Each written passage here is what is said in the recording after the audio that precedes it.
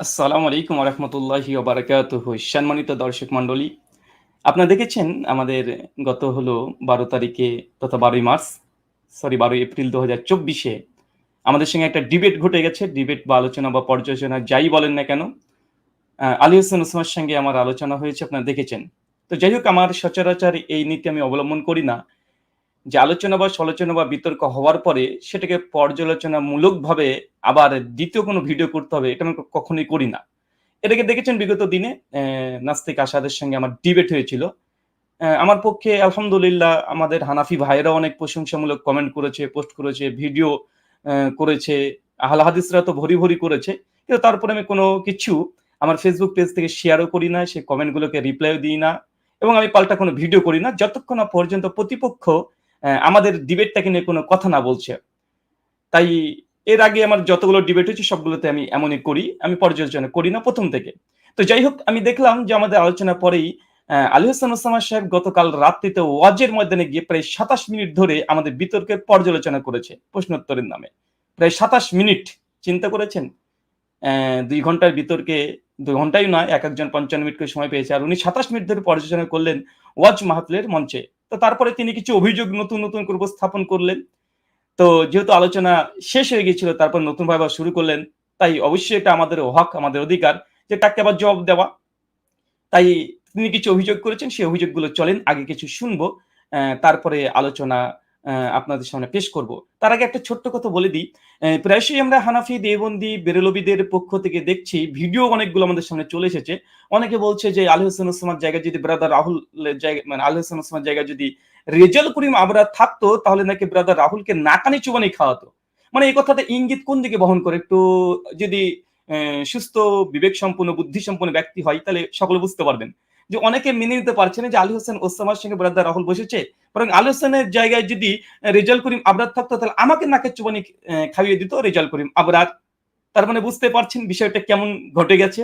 মানে তারা সন্তুষ্ট হতে পারেনি যে আলী হোসেন ওসামের যে পারফরম্যান্স আর আমার যে ছুড়ে দেওয়া ৮ টা প্রশ্ন পরবর্তী সময়ে ১০ টা প্রশ্নের উত্তর যেহেতু ৪ টে রাউন্ডে আসেনি, তাই হানাফি দেওবন্দিরাও তারা মানে এখানে সেভাবে খুশি উদযাপন করতে পারছে না। কিন্তু তারপরেও যেহেতু আমাদের দলের দলন্ধ কিছু আছে, যাই হোক তার বিচার মানি তালগাছ আমার এমন তো থাকবেই। তাই তারা এরকম উদযাপন করছে। নচেৎ এ কথা বারবার কেন আসছে?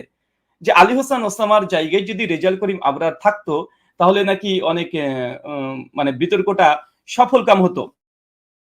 তবে দর্শক মন্ডলী ১ সেকেন্ড আমি ক্যামেরার ব্যাটারিটা ডাউন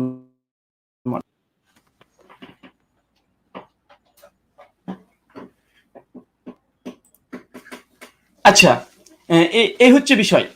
তো এখান থেকে এটা বোঝা যায় যে তারা আসলে আলী হোসেনের পারফরম্যান্স এ তারা সন্তুষ্ট হতে পারেনি। শুধুমাত্র বিচার মানব তালগাছ আমার এমনটাই। চলেন আগে আমাদের ভিডিওটাকে নিয়ে ২৭ মিনিট ধরে পর্যালোচনা করেছে তার কয়েক মিনিট আমরা শুনে আসি। শুনে আসার পরেই আমরা কথা শুরু করব। তার আগে আপনাদেরকে একটা ছোট্ট একটা ঘটনা দেখিয়ে দিই। ঘটনা এটা দেখানো উচিত বলে আমি মনে করছি। একটা বারংবার একটা কথা আছে যে এই যে পানি খাওয়া, এই পানি খাওয়াটাকে নিয়ে খুব আলোচনা চলছে। একদম আমাদের মুকাল্লিদ পল্লীগুলোতে খুব পানি খাওয়া নিয়ে চলছে যে বলে রাহুল পানি খেয়েছে। তো যাই হোক আমাদের ওসামা সাহেবকে দেখছেন পানি খেয়েছে। তবে এখানে একটা সমস্যা কি জানেন? আমার ওসামা ওস্তাদজি যখন পানি খেয়েছে তখন চুরি করে পানি খেয়েছে ভিডিও ক্যামেরাটাকে অফ করে যেটা আপনারা দেখতে পাননি। এটা আপনাদেরকে দেখাচ্ছি। কিন্তু আসলে মাকারু মাকার আল্লাহু, আল্লাহু খায়রুল মাকিরিন। আল্লাহ বলেছেন যে তারাও চক্রান্ত করেছিল আর আল্লাহ কৌশল করেছেন। আল্লাহই সর্বশ্রেষ্ঠ কৌশলী সূরা আলী ইমরান আয়াত নম্বর ৫৪ তে। তো এই আলী হোসেন ওসামার এই ভিডিওটা তাদেরই খাতির টিভি থেকে সম্প্রচার হচ্ছিল। ওইখানে তার ভিডিওকে পজ করা যায় না লাইভ অবস্থাতে। ওখানে ধরা পড়ে গেছে। চলেন একটা ছোট্ট করে আপনাদেরকে একটু দেখিয়ে দিই যে আলী হাসান ওসামার পানি খাওয়ার চিত্র শুধু পানি না, ঘাম মোছামুছি শুরু হয়ে গেছে। টিস্যু পেপার শেষ হয়ে গেছে। আমি রাহুল পানি খেয়েছি তাই এটা তাদের অনেক মানে সমালোচনার ঝড়। দেখেন আপনাদের ওস্তাদ কি করেছে। চলুন একটু দেখে আসি। এ হচ্ছে আলী হাসান ওসামার সে ভিডিও ফুটেজ আপনারা দেখতে পাচ্ছেন। লাইভ চলছিল খাতিব টিভি ১২ এপ্রিল ২০২৩ এ আপনারা দেখতে পাচ্ছেন। আলী হাসান ওসামার সমস্ত ভিডিওগুলো এখান থেকে চলে। চলেন একবার দেখে আসি। মানে আমার ভিডিও ট্রামের পরে যখন উনি আলোচনা করছেন তখন আমার সাউন্ড গুলো শুনতে পাচ্ছেন না। কেননা এখানে সাউন্ড সিস্টেম দিতে পারিনি। চলেন। এই দেখুন উস্তাদজি ভিডিওটাকে অফ করে দিল। ঠিক আছে? এটা কাতিব টিভি থেকে ডাইরেক্ট লাইভ চলছিল। স্ট্রিম থেকে না, কাতিব টিভি থেকে। দেখেন ভিডিওটাকে পজ করছে। এরপরে দেখেন। আচ্ছা আমাদের সাউন্ড দেখতে পাচ্ছেন নাকি? দেখতে পাচ্ছেন কিনা একবার জাস্ট দেখব। অ্যা আচ্ছা, হ্যাঁ, দেখতে পাচ্ছেন। ভিডিও দেখতে না পেলে আমাকে একটু কমেন্ট করবেন। আ আচ্ছা ঠিক আছে, চলেন আমরা আবারও যাই। আচ্ছা দেখেন উস্তাদজি কিভাবে হ্যাঁ, এ এ এ এ দেখেন পানির বোতল সামলাবে। দেখেন আবার দেখেন। ভিডিও অফ করে দেখেন উস্তাদ যখন ভিডিও অফ করছে পানি খাবে। এই দেখেন উস্তাদজি পুরো বোতলটাকে এদিকে খেয়ে শেষ করে দিয়েছে। মাম বোতল ২.৫ লিটার পানি খেয়েছে উস্তাদজি আমার। তার জন্য মাঝে মধ্যে দেখছিলাম যে উস্তাদজি ক্যামেরা অফ করে কেন? ক্যামেরা অফ করে কেন? শুধু কি পানি খেয়েছে না পানি ওরা অন্য কিছু করেছে? দেখেন না পরিষ্কারভাবে? পানি খাওয়ার পরে টিস্যু আবার ভিডিও অফ করে দিল। এই দেখেন অফ করে দিল। এবার টিস্যু দিয়ে মোছামুছি শুরু হয়েছে। দেখেন মুছে আবার অন করে দিল। বাহ! এটা হচ্ছে আমাদের আলী হোসেন ওসামা সাহেব। অ্যা তবে তবে মজার কথা কি জানেন? আমি এই কথাগুলো বলতাম না। কারণ তিনি আলোচনা তো বলছে যে ব্রাদার রাহুল পানি খেয়ে চলে যাই। মানে উনার আলোচনা শুনে নাকি আমি হম্বিতম্বি খেয়ে গেছি, তাই পানি খেয়েছি। কিন্তু উনি আবার চুরি করে পানি খাচ্ছে। আচ্ছা এখানে খাতিব টিভি এটা যখন এটাকে লাইভ চালাচ্ছিল, পরবর্তী সময়ে খাতিব টিভি থেকে এই ভিডিওটা এসেছে, এডিটিং ভিডিও এটা। তো যেহেতু এটা নিয়ে সমালোচনা হচ্ছে, ব্রাদারকে ট্রোল করা হচ্ছে, ব্রাদার পানি খেয়েছে, মুকাল্লিদরা জিতে গেছে ভাবছে পানি খাওয়ার কারণে। আমি পানি খেয়েছি আর মুকাল্লিদের মানে প্রস্রাব বেরিয়ে গেছে মানে একটা ভাব। তো এক্ষেত্রে খাতিব টিভি পরবর্তী সময়ে কি করেছে জানেন? চক্রান্ত। মানে পানি যখন ওস্তাদজি খাচ্ছে সেই সময় অ্যা ভিডিওটা দেখবেন ওখানে পোস্টার মেরে দিয়েছে। চলেন দেখাই।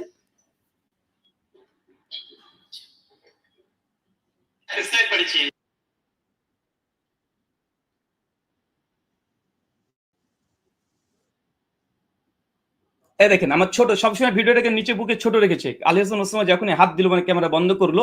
এরপর পানি খেতে যাবে আমার এই স্লাইডটাকে বড় করে ঢেকে দেবে উস্তাদজিকে। মানে এটা চক্রান্ত করেছে। যেহেতু ট্রোল করেছে উস্তাদজি নিজে পানি খেয়েছে ক্যামেরা বন্ধ করে। দেখেন, দেখেন ঢেকে দিয়েছে পুরো ছবি। পুরো ছবি ঢেকে দিয়েছে।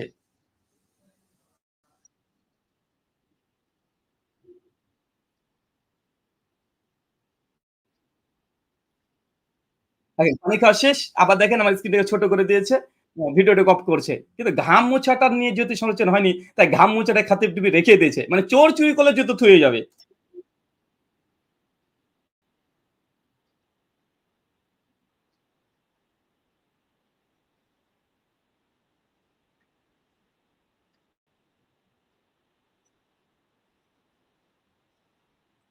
তো সম্মানিত দর্শক মন্ডলী এইখানে যতটুকু প্রয়োজন ছিল মানে যেহেতু এটা নিয়ে আমি কখনো সমালোচনা করি না। আর এটা সমালোচনার যোগ্যও না, আলোচনার যোগ্যও আমি মনে করি না এই অংশটুককে। যে কে পানি খেয়েছে অথবা কে ঘাম মুছেছে এটা অযৌক্তিক। কিন্তু যেহেতু এটা নিয়ে খোদ আলী হোসেন ওসমান যখন কথা বলেছে তার জন্য আমি দেখাতে বাধ্য হলাম। অনেকে কথা বলছিল ১ম থেকে ট্রোল করছিল। আমার কাছে ডাজ নট ম্যাটার কে কি বলছে। কিন্তু আলী হোসেন ওসমান সাহেব যেভাবে পানি খাচ্ছেন এবং ঘাম মুছছেন পুরো পানির বোতল ২ লিটার পানির বোতলকে শেষ করে দিয়েছে। বাংলাদেশের ভালো পানির বোতল আমি জানি। ভালো পানির বোতল খেয়েছে তারপরেও তার ঘাম বেড়ে গেছে। মানে তাদের ভাষা অনুযায়ী আমাকে বলতে হয়। তো এটা একটা ১ম পর্যায়ে গেল। তো চলেন এখানে আরেকটা দেখি যে আমাদের ওসমান সাহেব আরো কিছু অভিযোগ করছে। মানে অযৌক্তিক ডিবেট হওয়ার পরে এগুলোকে পর্যালোচনা করা আমি দেখেছি যে নাস্তিক আসাদের সঙ্গে যখন আমার ডিবেট হয়ে গেল, তারপরে নাস্তিক আসার পরে আবার চ্যালেঞ্জ করছে যে, "ব্রাদার রাহুল এবার আসো, আমরা ১০ জন আসবো।" এই অভিযোগ এবং নাস্তিক আসাদ নওয়াজের সঙ্গে যে ডিবেট হয়েছিল আমি যে স্লাইড আগে থেকে তৈরি করে রেখেছিলাম, কারণ আমি জানি নাস্তিক কি অভিযোগ করতে পারে। আলহামদুলিল্লাহ জানা আছে। সমস্ত স্লাইড রেডি করে রেখেছি। আর আমি যা স্লাইড তৈরি করব ইনশাআল্লাহ এই নাস্তিক হোক আর মুকাল্লিদ হোক কেউ আমার স্লাইডের বাইরে যেতে পারবে না। আনকমন আমার কিছু পড়বে না ইনশাআল্লাহ। কেননা তারা যে ফিল্ডে আছে এই ফিল্ডের পুরো চষা আছে আমাদের। আলহামদুলিল্লাহ। এজন্য স্লাইড আগে থেকে তৈরি করে রেখে দিয়েছি যে এর বাইরে আলী হোসেন ওসামার ক্ষমতা নেই যাবার। আমি আলোচনার মধ্যে বলেছিলাম যে আলী হোসেন কি দলিল পেশ করেছে ৩০% দলিল পেশ করতে পারেনি। আমি যদি হানাফি হয়ে আলোচনা করতাম বৃষ্টিঘাতের পক্ষে আরো ঢের আমি দলিল পেশ করতে পারতাম। কারণ আমি যতগুলো স্লাইড তৈরি করেছি অতগুলো ও তথ্য দিতেই পারিনি। কি জানি কি হয়েছিল সেই দিন ওসমান সাহেবের। তাই আগে থেকে স্লাইডকে রেডি করে রাখা একজন আলোচক বা বিতার্কিক রেডি করে রাখবে এটাই স্বাভাবিক। এটাই স্বাভাবিক এবং সে যে এই বিষয়ে পরিপাক্য এটা তার প্রমাণ বহন করে। কিন্তু আলী হোসেন ওসমান সাহেব তিনি খাতা নিয়ে চলে এসেছেন। বর্তমানে এই মিডিয়ার যুগে খাতা নিয়ে বসে আছেন। এ মানে এতটুকু বুঝে না। তাই এটা একজন বিতার্কিকের এটা এক্সট্রা একটা কোয়ালিটি যে প্রতিপক্ষ কি দলিল দেবে আগে থেকে রেডি আছে। আর যখনই জবাব দেবে তখনই পাল্টা জবাব। দেখেন আমি আমি যতগুলো জবাব দিয়েছি প্রত্যেকটা স্লাইডকে শো করতে পেরেছি আলহামদুলিল্লাহ। আর অনেক স্লাইড ছিল যেগুলো উনি দলিল আনতেই পারেননি। আনলেই আবার সেগুলোকে জবাব দেওয়া হতো। চলেন আগে আলোচনাটা আমরা আরেকবার শুনে নিই। উনি আমাদের ব্যাপারে কি বলছে তারপরে দেখেন। আচ্ছা, এটা আছে এইখানে। জি।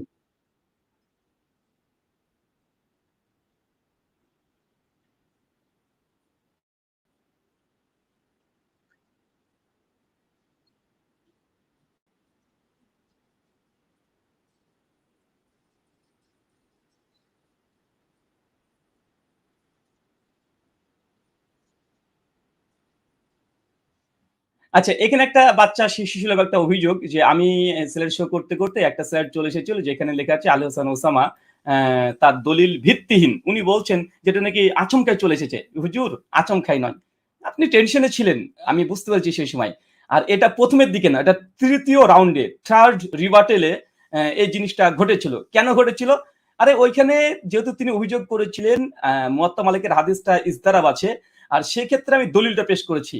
এবং দলিল পেশ করে উনি বলছেন যে মোহাম্মদ বিন ইসহাক থেকে ১৩ রাকাত, দাউদ বিন কায়েস থেকে ১১ রাকাত, ২১ রাকাত। আমি এই ২ দলিলের জবাব দেওয়ার পরে ওখানে লিখেছি যে অতএব ওসমান সাহেবের এই যে অভিযোগ এটা ভিত্তিহীন প্রমাণিত হলো। চলেন আবার দেখেন একই সাইড এখানে দেখেন। এই বিষয়ে আলোচনা করতে দেখেন এখানে মোহাম্মদ বিন ইসহাকের বর্ণনা জয়ীফ জাস্টিস তাকি উসমানী বলেছে। তারপরে দাউদ বিন কায়েসের এই রাত তিনি নিয়ে এসেছিলেন। এটাও জবাব দিয়েছি। দেওয়ার পরে তারপরে এখানে এসেছে ওসামা সাহেবের অভিযোগ ভিত্তিহীন হলো। কেন তার অভিযোগ ছিল ইস্তেরাব। আর আমি ইস্তেরাব খণ্ডন করার পরে এসে বলছি এখানে ভিডিও করা আছে যে তার অভিযোগ এটা ভিত্তিহীন প্রমাণিত হলো। সব জায়গাতে লেখা আছে। ২০ রাকাতের ইতিহাস এটার পরে দেখবেন ইমাম মালিকের যে আমল এটার পরে দেখবেন লেখা আছে যে অভিযোগ ভিত্তিহীন প্রমাণ হলো। মানে তার একটা করে অভিযোগ কি করতে পারে এটা আমার আগে থেকে জানা ছিল। তাই এই আসলে এই মূর্খের দেশে যদি ধারাপাত বই আমি বিক্রি করি তারপরেও আমার ধারাপাত বইকে তারা টিস্যু পেপার হিসেবে ব্যবহার করবে এটাই স্বাভাবিক। অন্ধের দেশে তার চশমা বিক্রি হয় না অন্ধর কাছে। স্যার সম্পর্কে তার কোনো অভিজ্ঞতাই নেই যে স্যার কিভাবে চালাতে হয়। আরে স্যার এইভাবে তৈরি করতে হয়। একটা প্রশ্ন প্রশ্নের জবাবে পরে ওখানে ইন্ড করে দিতে হয়। এতটুকু জব নেই এটাকে নিয়ে ট্রোল করছে। যে এটা নাকি হঠাৎ চলে এসেছে।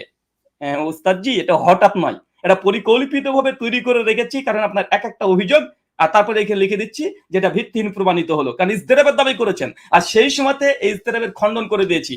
যে দাউদ বিন কায়েসের ২১ রাকাতের হাদিস এটা হুজ্জাত নয়। আর মোহাম্মদ বিন ইসহাকের যেই ১৩ রাকাতের দলিল সঙ্গে হানাফিদের নিকটেই এটা জয়ীফ। তারপর লিখেছি এটা ওসমান সাহেবের ভিত্তিহীন প্রমাণ হলো। কিন্তু এটা তিনি না বুঝে না স্লাইড তিনি বুঝেছেন না আমার আলোচনা কোন দিক দিয়ে গিয়েছে আমি তো বুঝতে পারিনি। চলেন সিলসিলাতুল জাহাব তো আসছে। সিলসিলাতুল জাহাব গোল্ডেন চেন এরপরে আসছে যে এরা কত বড় মূর্খামি করেছে সেখানে আমজনতা মাঝহাবিদের ফিকার কিতাব পড়া মানুষ এরা উসুলে হাদিসেরই বা কতটুকু বুঝবে। চলেন তারপর একটু দেখে দিই।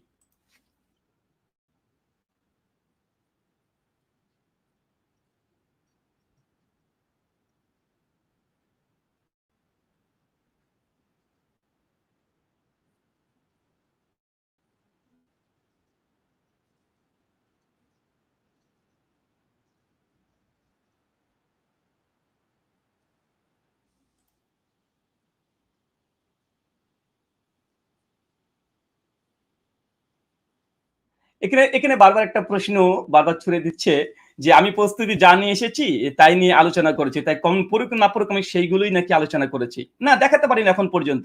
যে আলী হোসেন ওসমান কোন পয়েন্টের ব্রাদার রাহুল জবাব দেয়নি এখন পর্যন্ত পয়েন্ট ফাইন্ড আউট কেউ করতে পারেনি আলহামদুলিল্লাহ। আর পারবেও না। কেন তার প্রত্যেকটা অভিযোগের পয়েন্ট বাই পয়েন্ট খণ্ডন করা হয়েছে। সব তাদের মাথার উপর দিয়ে চলে গেছে। আর ২য় নম্বর বিষয় যে আমি যে ব্রাদার রাহুল ১০ টা যে প্রশ্ন ছুড়ে দিয়েছিলাম আলী হোসেন ওসামার উপরে ওটা জবাব তো আসেনি। উনি বললেন দেবে করতে ৪ রাউন্ড শেষ। কোথায়? কোথায় ৪ টে রাউন্ডের মধ্যে আমার ১০ টা যে প্রশ্নের জবাব কোথায়? ওস্তাদজি আলী হোসেন ওসামা সাহেব আপনি যে সেম আসাদ নূরের মতোই ২১ টা প্রশ্নকে হজম করে নিয়েছেন। একদম পুরো হজম করে দেব করে দাবি করছে দিয়েছি। কিন্তু আসলে দেয়নি। মুসলিমরা সকলে দেখেছে কিভাবে আসাদ নূর আমার প্রশ্নগুলোকে হজম করেছিল মায়ের দুধ মনে করে। ওসমান সাহেবের একই অবস্থা। আমার ১০ টা প্রশ্নর একটারও জবাব তিনি দিতে পারেননি। যদি শেষে প্রশ্নগুলো আরেকবার দেখিয়ে দিব।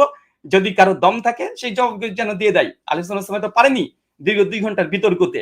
কিন্তু আমার কোন পয়েন্ট উনি বলছেন যে আমি আগে থেকে প্রস্তুতি নিয়ে এসেছি যেগুলো সেগুলো পেশ করেছি।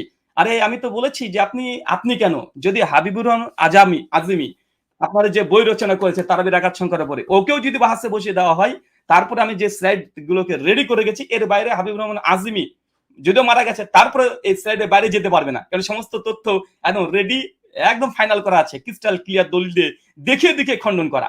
আসলে আমি স্লাইড দেখেছি অবাক হয়ে গেছে। যে ব্রাদার হলে মুখ চলছে, হাত চলছে একই সঙ্গে ডাইরেক্ট দলিল উপস্থাপন করছে। আরে সর্বনাশ! এই মুকাল্লিদ পল্লীতে দিয়ে আগুন জ্বলে গেছে। যে এটা কিভাবে সম্ভব? ব্রাদার হল কিভাবে করছে? যে কথা বলছে সরাসরি হাদিস দলিল স্ক্রিনে চলে আসছে। সঙ্গে দলিল খণ্ডন হয়ে যাচ্ছে। ডিজাইন করে এত সুন্দর স্লাইডকে তৈরি করেছে। মানে এটা যেহেতু তাদের কমতি পারেনি। এটা অনেক হানাফিরাই স্বীকার করেছে যে ব্রাদার হল যেভাবে প্রেজেন্টেশন করেছে, যে স্ক্রিন গুলোকে সামনে রেখেছে, স্লাইড ব্যবহার করেছে, এটা অনেক আগে। আলোচনা সময় ব্রাদার হল গেছে শিশু, একদম শিশু। এটা অনেকে স্বীকার করেছে, আলোচনা সময় নিজেও স্বীকার করেছে বারবার। কিন্তু তারপরে যেহেতু পারেনি, এখানে একটু পেঁচাল করতে হবে যে স্লাইড আগে থেকে তৈরি করে রেখেছে, কমন আসে। আরে ডিবেট করতে আসলে প্রতিপক্ষ সমস্ত দলিল রেডি করে আসে। এখন টেকনোলজির যুগ, টেকনোলজি আমরা ব্যবহার করছি। এদের কাছে কি বা বলবো? এরা তো এককালে ফতোয়া দিয়েছিল মাইকে আজান দেওয়া বেদাত, মাইকের মাধ্যমে নামাজ পড়া বেদাত। এরা তো এককালে ফতোয়া দিয়েছিল টিভি বাড়িতে রাখলে নামাজ হবে না। এদের কাছ থেকে আর কি আশা করা যায়? এরা টেকনোলজি কি বা বুঝবে? ধীরে ধীরে বুঝবেন। আর 40 বছর লাগবে।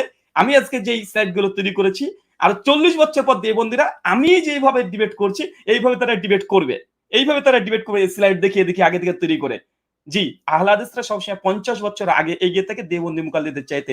এটা টেকনোলজি বলেন আর শরিয়ার দিক থেকে বলেন, ২ দিক থেকেই মানে আমরা আগিয়ে থাকি, এটা সকলেই বাঙালিরা জানে। চলেন এরপরে তিনি আরেকটা অভিযোগ করেছে। আ আচ্ছা, আরেকটা অভিযোগ উনার ছিল। সেই অভিযোগটার সংক্ষিপ্ত একটা জবাব দিয়ে দিই। আচ্ছা, আ তার অভিযোগ।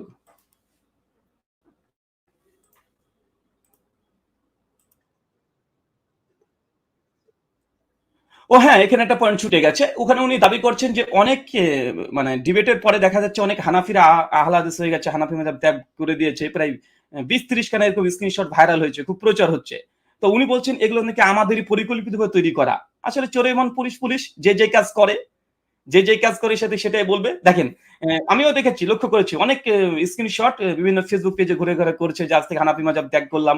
আজ থেকে ২০ রাকাত তারাবিকে ছেড়ে দিলাম। আমরা ভাবতাম উমর বিন খাত্তাব ২০ টাকার তারাবির আদেশ দিয়েছে, ৮ টাকা দেয়নি। আসমানের নিচে কোনো নাকি হাদিসই নাই। অতএব আজ থেকে আমি ২০ টাকার পড়া ছেড়ে দিলাম, ৮ টাকা গ্রহণ করলাম, আহলে সুন্নাহ মাযহাব গ্রহণ করলাম। এরকম অনেকগুলো প্রায় ২০ থেকে ৪০ খানা স্ক্রিনশট ঘুরে বেড়াচ্ছে। উনি বলছেন এটা নাকি আহলে হাদিসদের পরিকল্পিত। এই যে আমি বললাম না, যে যেমন সে তেমনই ভাববে, পাত্রে যা থাকবে তাই তো উঠবে। কারণ এদের পরিকল্পনা ওটাই ছিল। এদের পরিকল্পনা ওটাই ছিল। আর এটা যদি হতো আমাদের পরিকল্পনা, তাহলে সর্বপ্রথম তো আমি আমার বাহুবা দেখানোর জন্য ওই স্ক্রিনশট গুলো ফেসবুকে প্রচার করতে পারতাম। আমরা তো করিনি। আমি করিনি কারণ এগুলো আমার ডাজ নট ম্যাটার। এর আগেও নাস্তিকদের সঙ্গে যখন ডিবেট হয়েছিল, হিন্দুদের সঙ্গে হয়েছিল, আমার পক্ষে অনেক সুন্দর কমেন্ট এসেছিল। অনেক হিন্দু ইসলাম গ্রহণ করেছে ডিবেট শুনে, এটা পোস্টার অনেকগুলো কমেন্ট ভাইরাল হয়েছে। আমি তো সেগুলো তো প্রচার করিনি কারণ এগুলো ডাজ নট ম্যাটার। আলোচনা হয়ে গেছে, শ্রোতারা জাজমেন্ট করবে। এখানে আমি আবার দ্বিতীয়বার এসে পর্যালোচনা করব, এটা মনে হয় আমি যতটুকু বুঝি বা যতটুকু বুঝি যে প্রথম আলোচনাগুলো এই বিতর্কের পরে আবার শুরু করে, আসলে তার কথা আরো আছে। সে আসলে রেজাল্ট খুব ভালো করতে পারেনি। তার জন্য আবার পরীক্ষা দিতে বসতে চাচ্ছে বা তার নিজের কথাগুলো ব্যাখ্যা করতে চাচ্ছে। দেখো আমি আমি জিতে গেছি। কিন্তু মানুষ বুঝছে না তুই বেটা হেরে গেছিস। তারপরে ব্যাখ্যা দিতে চাচ্ছে যে আমি এটা বলেছি, ওটা বলেছি, উনি এই করেনি, উনি আরবি পারেনি, উনি স্লাইড দেখিয়েছে, উনি পানি খেয়েছে, উনি এই সিলসাতুল যাহাব মানে গোল্ডেন চেন এইসব বলেছে। এগুলো আসলে হাস্যকর কথা ছাড়া কিছুই নাই। তাই আহলে হাদিস যে আমাদের আলোচনাতে ডিবেটে হয়, এটা সামনে রমাজান মাসেই প্রকাশ পেয়ে যাবে। আর এটা তো জ্বলন্ত দেখেন না, বাংলাদেশের প্রেক্ষাপটে দেখেন কতজন হানাফি তাদের মাযহাবকে ত্যাগ করে দিয়ে আহলে হাদিস হয়ে যাচ্ছে। প্রত্যেক হানাফি গ্রামে একটা করে নতুন করে আহলে হাদিস মসজিদ হয়ে যাচ্ছে। কিন্তু একটা আহলে হাদিসকে হানাফি হতে দেখেছেন? বাস্তব নমুনা। এখানে আমাদের কমেন্ট করে লিখার পরিকল্পনা করার দরকার নেই। আর এই অভিযোগটা এই দেবন্দীরা ১ম থেকে করত। যখন ডাক্তার জাকির নায়েকের বক্তৃতার শেষে যখন অমুসলিম হিন্দু খ্রিস্টানরা যখন ইসলাম গ্রহণ করতো, তখন বলতো ডক্টর জাকির নায়েক সাজিয়ে রেখেছে। ডক্টর জাকির নায়েক সাজিয়ে লাইন দিয়ে রেখে দিত, প্রশ্ন করতো আর এসে কালেমা পড়তো। এটা ডক্টর জাকির নায়েকের সঙ্গে ঘটেছে। কারণ যারা পরাজিত পার্টি, পরাজিত দল, তারা কখনো হকগুলোকে গ্রহণ করবে না। ডক্টর জাকির নায়েককে এই দেবন্দীরা অভিযোগ করেনি, এই অভিযোগই করেছে। যখন কোন অমুসলিম ইসলাম কবুল করছে জাকির নায়েকের বক্তৃতা শুনে, তখন অলিপুরীর মতো ব্যক্তি হাফিজ রহমান কুয়াকাটা দেবন্দীরা বলতে তখন প্রচার করছে যে ডক্টর জাকির নায়েক আসলে ওই প্রশ্নগুলো তাদেরকে দিয়ে সাজিয়ে রাখে, তারপর তার উত্তর ডক্টর জাকির নায়েক দেয়, তারপরে কালেমা পড়ে ডক্টর জাকির নায়েক এটা পরিকল্পিতভাবে করে। সেম একই জিনিস। আমি বুঝি না। মানে অমুসলিমরা যে অভিযোগ করে নাস্তিকরা, আমি স্লাইড তৈরি করে রেখেছিলাম, আসাদ নূরে বেঁধে গিয়েছিল। ব্রাদার রাহুল ওই স্লাইড গুলো আগে থেকে তৈরি করে রেখেছে। তাই কমন যা পড়েনি সেগুলোই বারবার তিনি আওড়াচ্ছেন। সেম একই ভাষা। আসাদ নূর যা বলেছে, ওসামা সাহেব তাই বলছে। আর শ্রোতারাও আর বলছে হাদিস শাস্ত্রবিদ না হলে তার সঙ্গে ডিবেট করা যাবে না। জনগণ দেখে নিয়েছে যে কে কত বড় হাদিস শাস্ত্রবিদ, এটা জনগণ দেখে নিয়েছে। আপনাকে আমাকে নতুন করে বলার প্রয়োজন নেই। এই জিনিসটা আমি দেখেছিলাম। শ্রী, শ্রী রবিশঙ্কর যখন ডক্টর জাকির নায়েকের বিতর্ক হয়েছিল সেই সময় ডক্টর জাকির নায়েক যখন বেদ, রামায়ণ, মহাভারত থেকে তৌহিদ প্রতিষ্ঠা করছিলেন, আল্লাহ নবীর ভবিষ্যৎবাণী পূরণ করছিলেন, তখন রবিশঙ্করের মুখ একদম কালো ফ্যাকাশে হয়ে গেছে। হিন্দুদের মুখ কালো ফ্যাকাশে হয়েছে। সেই সময়তে রবিশঙ্কর এসে বলছেন যে ঢাই অক্ষর প্রেমকে পড়ে সে পণ্ডিত হো। দেখুন ডক্টর জাকির নায়েক, আপনি পৃথিবীর বিভিন্ন ধর্মগ্রন্থ পড়তে আর বিতর্ক করতে পারেন। কিন্তু এই ধর্মগ্রন্থের শুধু উপর দেখলে হবে না। এর গভীরে প্রবেশ করতে হবে। আপনি যে কথাগুলো বলেছেন আসলে আমাদের গ্রন্থে আছে। তবে এর তত্ত্ব, এর গভীর, এই শাস্ত্রের আরো গভীরে যেতে হবে। ঠিক আজকে ওসমান সাহেব দেখছি রবিশঙ্কর ডক্টর জাকির নায়েককে বলে যেইভাবে হিন্দুদের কাছে সমর্থন পাওয়ার চেষ্টা করেছে, ওসমান সাহেব দেখছি একই জিনিস যে হাদিস শাস্ত্রবিদ এর সঙ্গে ছাড়া ডিবেট করা যায় না। কারণ রবিশঙ্কর চেয়েছিল যে ডক্টর জাকির নায়েক যা বলছে আমাদের গীতা, রামায়ণ, মহাভারত আছে। তবে ডক্টর জাকির নায়েক উপর বলেছে। ও তো আর এই হিন্দু ধর্মের কোনো পণ্ডিত না, কোনো হিন্দু ধর্মের আলেম না, জ্ঞানী ব্যক্তি না। আমি হচ্ছে ২০ বছর ধরে আমি গুরু গৃহে পড়াশোনা করেছি। সংস্কৃত বিদ্যা নিয়ে পড়াশোনা করেছি, শাস্ত্র নিয়ে পড়াশোনা করেছি। অতএব ডক্টর জাকির নায়েক যা বলছে বলুক, আমি না পারি খণ্ডন করতে। কিন্তু এর গভীরে যেতে হবে। শাস্ত্রের গভীরে প্রবেশ করো, তাহলে দেখবে যে আসলে আমি রবিশঙ্কর ঠিক আছি, ডক্টর জাকির নায়েক ভুল আছে। মানে বিতর্কের পরে এই কমন সিচুয়েশন যারা হেরে যায় বিগত বছরে, বিগত দিনে ডক্টর জাকির নায়েক বলেন, শেখ আহমেদ দিদাত বলেন, অথবা অন্য নাস্তিকদের সঙ্গে আমাদের ডিবেট গুলো দেখেন, সর্বশেষ তারা এই কলাকৌশল গুলো নিয়ে থাকে যে আমরা ওপর বলেছি উনি অনেক পণ্ডিত, উনি মাদ্রাসায় 10 বছর পড়েছে, উনি রবিশঙ্কর মতন ঠাকুর পণ্ডিত হয়ে গেছে। আর ডক্টর জাকির নায়েক তো হিন্দু ধর্মের পণ্ডিত না, সাধারণ একজন জেনারেল ব্যাকগ্রাউন্ড থেকে এসেছে। অর্থাৎ জাকির নায়েক যাই বলুক না কেন, এটা শাস্ত্রজ্ঞ তিনি ব্যক্তি না। ডক্টর জাকির নায়েক তো ইসলামের শাস্ত্রজ্ঞ ব্যক্তি, কিন্তু হিন্দু ধর্মের তো না। এই বলে কোনো হিন্দুদের মাথায় বাড়ি দিয়ে, থাবা দিয়ে, হাত বলে নিজের ইমেজকে রক্ষা করেছে রবিশঙ্কর। আজকে আলোচনা ঠিক একই কথা বলছে।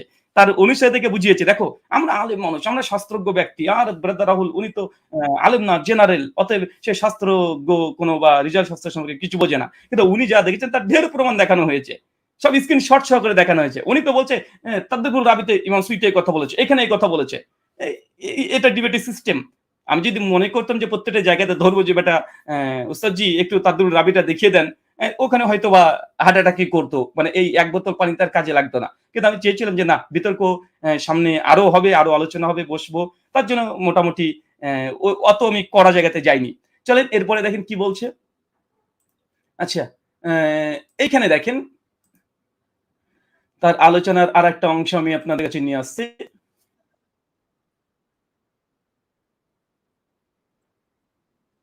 এটা তো হয়েছে।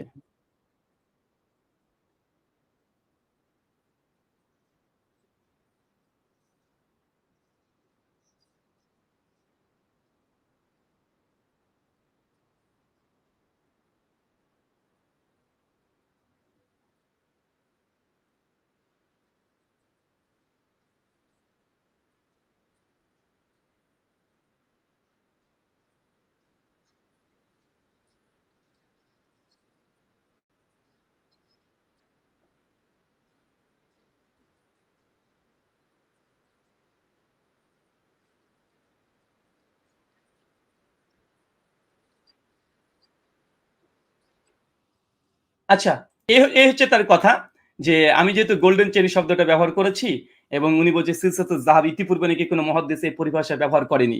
হানাফিরা এই ব্যক্তিকে মনে করছে অনেক বড় বিজ্ঞ পণ্ডিত, শাস্ত্রজ্ঞ, রাদারাউল শাস্ত্রজ্ঞ না। আসলে আমি যেই মুয়াত্তা মালিকের যে হাদিস দেখিয়েছি, এইখানে কোন শাস্ত্রের কোন প্রয়োজন হয় না। মানে এত অথেন্টিক সনদ। শুধু মোহাম্মদ বিন ইউসুফকে নিয়ে সমালোচনা হওয়ার কথা ছিল। আমি দেখে দিয়েছি সহিহ বুখারী ১০৫ খানা রাবি বা ১০৫ খানা হাদিস বর্ণনা করেছে। রিজাল শাস্ত্রের চাইতে স্বয়ং সহিহ বুখারীর যদি কোনো রাবি যদি দেখিয়ে দেওয়া হয়, এর চাইতে মানে আর কোনো জারাতা দিলে কিতাব ঘাটার কোনো প্রয়োজনই নাই। এটা যারা উলমুল হাদিসের প্রাথমিক পর্যায়ে পড়াশোনা করেছে তারাও জানে। চলেন আমরা এখানে গোল্ডেন চেন। আসলে উনি বলছেন আমি নাকি ১ম এই সিলসিলাতুজ যাহাব শব্দটা ব্যবহার করেছি। Golden chain. আসলে এই ওস্তাদ ওসামা সাহেব এবং তার ভক্ত অন্ধভক্ত যারা আছে মুকাল্লিদ গুলো, এরা মনে হচ্ছে গোল্ডেন চেন মানে তাদের স্ত্রীরা যে গলায় মালা পরে সোনার, ওটাকে মনে করেছে। আর এটা দেখেন আমি লিখে দিয়েছি সিলসিলাতুল যাহাব, আমি এই পোস্টারটা দেখিয়েছিলাম। সেট পেশ করেছে সিলসিলাতুল যাহাব তথা গোল্ডেন চেইন, অর্থাৎ ইমাম মালিক রাহিমাহুল্লাহ সাহাবীদের মাঝে মাত্র একজন রাবীর পার্থক্য, যেটাকে গোল্ডেন চেইন বলা হয়। এটা কি আমার পরিভাষা? এটা যদি আমার পরিভাষা হয়, ইমাম হাজার আসকালানি আজ থেকে 750 বছর আগে তিনি কিতাব রচনা করেছেন সিলসিলাতুল যাহাবের উপরে। মানে সিলসিলাতুল যাহাব হচ্ছে এমন একটা সনদ যে এই সনদের চাইতে হাদিস জগতে মজবুত কোন সনদ নেই। কেন? কারণ এই সনদ, মানে এই সনদ এই জন্য কি গোল্ডেন চেন বলা হয়, সোনার চেন বলা হয় সনদকে। এই জন্যই যে ইমাম মালিক রাহিমাহুল্লাহ যে হাদিসটা রিওয়ায়াত করছে, ওমর বিন খাত্তাব পর্যন্ত মাত্র একজন রাবী, মোহাম্মদ বিন ইউসুফ। অন্যান্য সনদে 3টে 4টে 6টা 8টা 10টা, সহিহ কুবরালিল বাইহাকিতে 10টা পর্যন্ত রাবীর নাম চলে এসেছে। সহিহ বুখারীতে সুলসিয়াতে এসেছে সামান্য কিছু, কিন্তু কমপক্ষে সহিহ বুখারীর সনদের মধ্যেও 5 থেকে 6 জন রাবী লেগেছে। কিন্তু মুয়াত্তা মালিকের এই হাদিসে এমন একটা সনদ, যে সনদ ইমাম মালিক থেকে ওমর বিন খাত্তাব মতে মাত্র একজন সনদে পৌঁছে গেছে। হাদিস জগতে এটা সর্বশ্রেষ্ঠ সনদ, এর চাইতে উঁচু মানের কোনো সনদ নেই, কোনো সনদ নেই। তার যিনি ইমাম হাজার আসকালানি, তিনি সিলসিলাতুল যাহাবের উপরে আলাদা মাকাম, মর্যাদা, ফজিলত ডিটেল একটা তিনি বই রচনা করে দিয়েছেন 750 বছর আগে। আলী হাসান নামই কোনোদিন শুনেনি। আমি তো অবাক, আমি অবাক। আমি সেদিন আসলে ডিবেটের শুনে বুঝতে পারিনি যে আলী হাসান ওসমানকে বারবার সিলসিলাতুল যাহাব বলছি, গোল্ডেন চেন বলছি, আমি বুঝতে পারিনি যে তিনি এই পরিভাষা সম্পর্কে অজ্ঞ, তিনি জানেন না। মানে এই কথা আমি বারবার বলছি, এই কথার যে কত ওয়েট, এটা যে তিনি বুঝতে পারছেন না বা তিনি জানেন না, অজ্ঞ, এটা আমি বুঝতে পারিনি যে তার মাথার উপর দিয়ে চলে যাচ্ছে। যেমন সিলসিলাতুল যাহাব আমি শব্দটা বলছি, আর এর সামনে মুনকাতে একটা দলিল, বিচ্ছিন্ন দলিল পেশ করছে, আমি বুঝতে পারিনি যে সিলসিলাতুল যাহাব প্রসঙ্গে তার আসলে কোনো অভিজ্ঞতা নেই।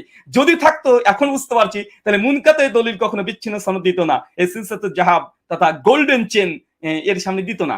চলেন, এটা আমার পরিভাষা নাই, মুহাদ্দিসগণ সরাসরি বই রচনা করেছে। এই জন্য আলী হাসান ওসমানকে বলবো, যদি আপনি যদি না জানেন, অন্তত আমার কিউট বয় রেজাল করিম আবরার কাছে যান। এই সিলসিলাতুল যাহাব প্রসঙ্গে কমপক্ষে 10 খানা গ্রন্থের নাম আলাদা আলাদা, একদম লেখকের নাম, লেখকের মৃত্যু, কোন প্রকাশ থেকে প্রকাশন হয়েছে, সবগুলো আপনাকে শিখিয়ে দিবে। আমার কিউট বয় আছে, চলে যান তার কাছে একবার।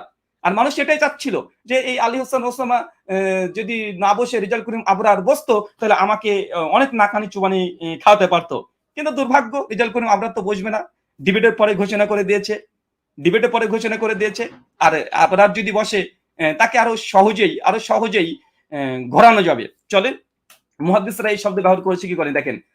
আপনার সামনে স্ক্রিন দেখেন, এখানে পরিষ্কার হাদিসটাকে বর্ণনা করার পরে দেখেন, হাদিসটাকে বর্ণনা করার পরে এখানে পরিষ্কার বলছে যে ইমাম মালিক থেকে যে বর্ণনা, মানে একটা রিওয়ায়াত এই তারাবি প্রসঙ্গে না, অন্য প্রসঙ্গে। তারপরে বলছে যে এই হাদিসটা হচ্ছে সিলসিলাতুল যাহাব, মানে এই সনদকে স্বতন্ত্রভাবে আলাদাভাবে দেখেন দ্বিতীয় লাইনের প্রথমে দাগানো আছে সিলসিলাতুল যাহাব শব্দটি ব্যবহার করছে। মুহাদ্দিসগণ যখন হাদিস বর্ণনা করার পরে সহিহ, হাসান, সহিহ লি গায়রিহি, হাসান লি গায়রিহি, হাসান লি জাতিহি, এই শব্দগুলো ব্যবহার করে, সেম এই সিলসিলাতুল যাহাব এটা মুহাদ্দিসদের পরিভাষা। মানে এটা হচ্ছে হাদিস সহিহ, সহিহ হাদিসের চাইতে উঁচু মানের সহিহ। এই জন্য সিলসিলাতুল যাহাব শব্দ ব্যবহার করে, কেননা সহিহ হাদিস অর্জনের 5টা শর্ত আছে, আর সিলসিলাতুল যাহাব তার চাইতে অধিক পরিমাণে উচ্চতর সনদ। কেন? মাত্র একটা রাবী দিয়ে একদম আল্লাহ রসুল পর্যন্ত অথবা সাহাবী পর্যন্ত পৌঁছে গেছে। এই জন্য এটা সহিহ হাদিসের চাইতেও অধিকতর সহিহ। এই জন্য ইমাম হাজার আসকালানি বলেন, ইমাম ইবনে কাইয়িম আজ-জাওজিই বলেন, ইমাম মালিকের, বিশেষ করে মুয়াত্তা মালিকের যে সনদ অনেকগুলো এই ধরনের এসেছে বলেই মুহাদ্দিসরা একটা স্বতন্ত্র পরিভাষা ব্যবহার করেছে সিলসিলাতুল যাহাব তথা সোনালী, স্বর্ণের চেন, গোল্ডেন চেন, এই শব্দটা ব্যবহার করেছে। কিন্তু মুকাল্লিদরা কে শুনে কার কথা? আর আমি তো বুঝতে পারি যে আলী হাসান ওসামা এবং মুকাল্লিদরা এই পরিভাষা জানে না, কারণ তারা তো নুকবাতুল ফিকার পড়ার মানুষ। আর আহলুল রায় যেহেতু তারা তো ফিকার কিতাব পড়তে ব্যস্ত। আর মাদ্রাসাতে ওই উসুলগুলো শুধুমাত্র হানাফিদেরকে পড়ানো হয়, যেগুলো দিয়ে যঈফ হাদিসকে সহিহ প্রমাণ করতে পারবে। কারণ দেখবেন হানাফিদের কাছে সর্বশেষ কিছু না পেলে 3টে উসুল তারা খাড়া করবে।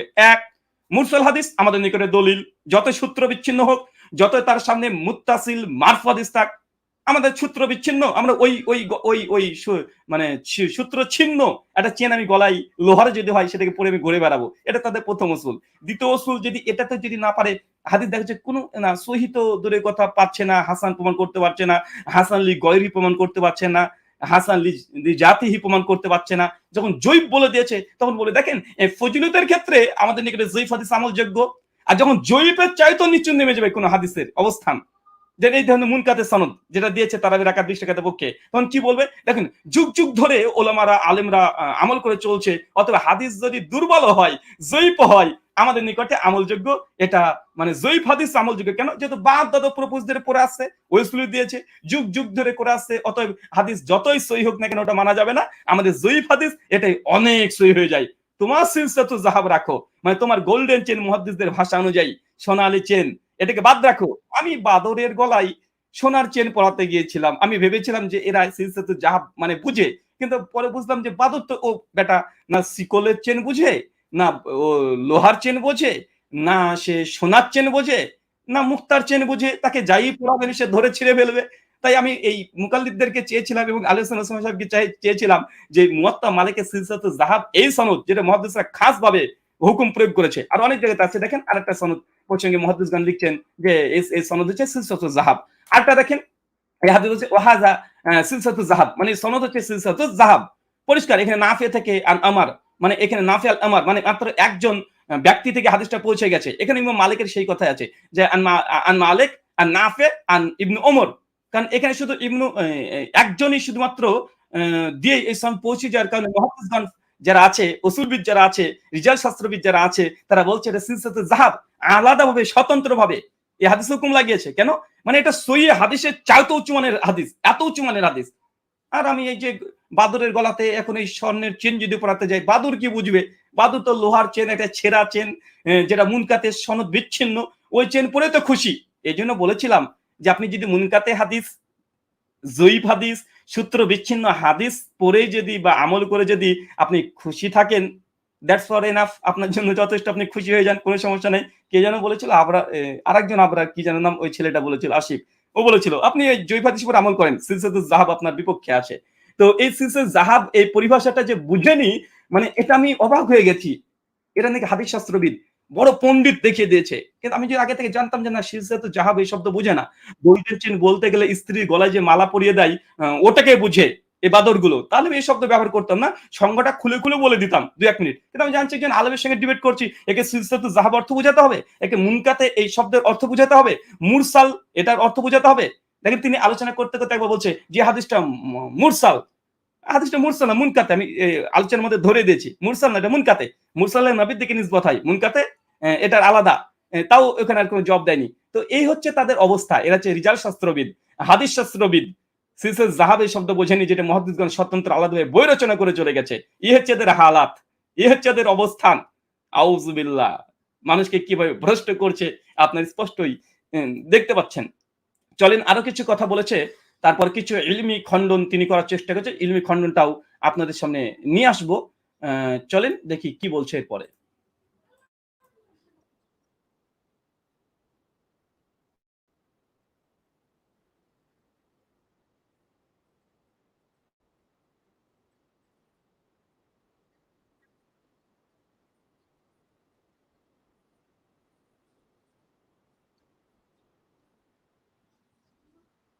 এই যে বললাম না, বাদুরকে আমরা মালা পরাতে গিয়েছি, বাদুরকে স্বর্ণের মালা পরাতে গিয়েছি। বাদর কি বুঝবে? হনুমান ও কি বুঝে?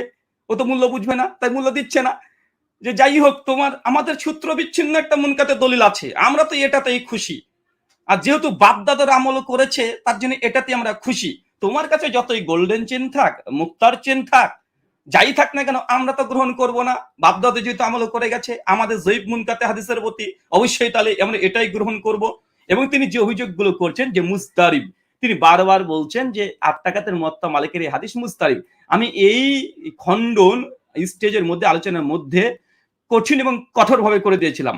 এবং আমার আলোচনা প্রথমেই আমি এই মুস্তারিব মানে হবে দাবি যে করবে, কারণ আমি জানি মুকাল্লিদরা কি দাবি করতে পারে। এই জন্য আগে থেকে আমি 8টা প্রশ্ন করে দিয়েছিলাম, 8খানা প্রশ্ন। কিন্তু বেচারা একটা উত্তর দিতে পারেওনি। আর দিবে কিভাবে? কেন আমি জানি এগুলো প্রশ্নের উত্তর এখন কি, এখনো যদি পারে এখনো দিতে দেওয়া সম্ভব নয়। দেখেন আমি এখানে বলেছিলাম যে মুয়াত্তা মালিকের ডজন খানিক ব্যাখ্যা গ্রন্থ আছে, একজন গ্রহণযোগ্য মুহাদ্দিসের অভিমত পেশ করুন যিনি মুয়াত্তা মালিকের 8 টাকাতের হাদিস ব্যাখ্যায় মুস্তারিব বলে প্রত্যাখ্যান করেছে। 1400 বছরের পরে এসে আলী হোসেন ওসাম এসে দাবি করলো যে মুস্তারিব মুস্তারিব মুস্তারিব। আরে সালাফ থেকে একটা দলিল পেশ করতে বলেছিলাম, পারেনি।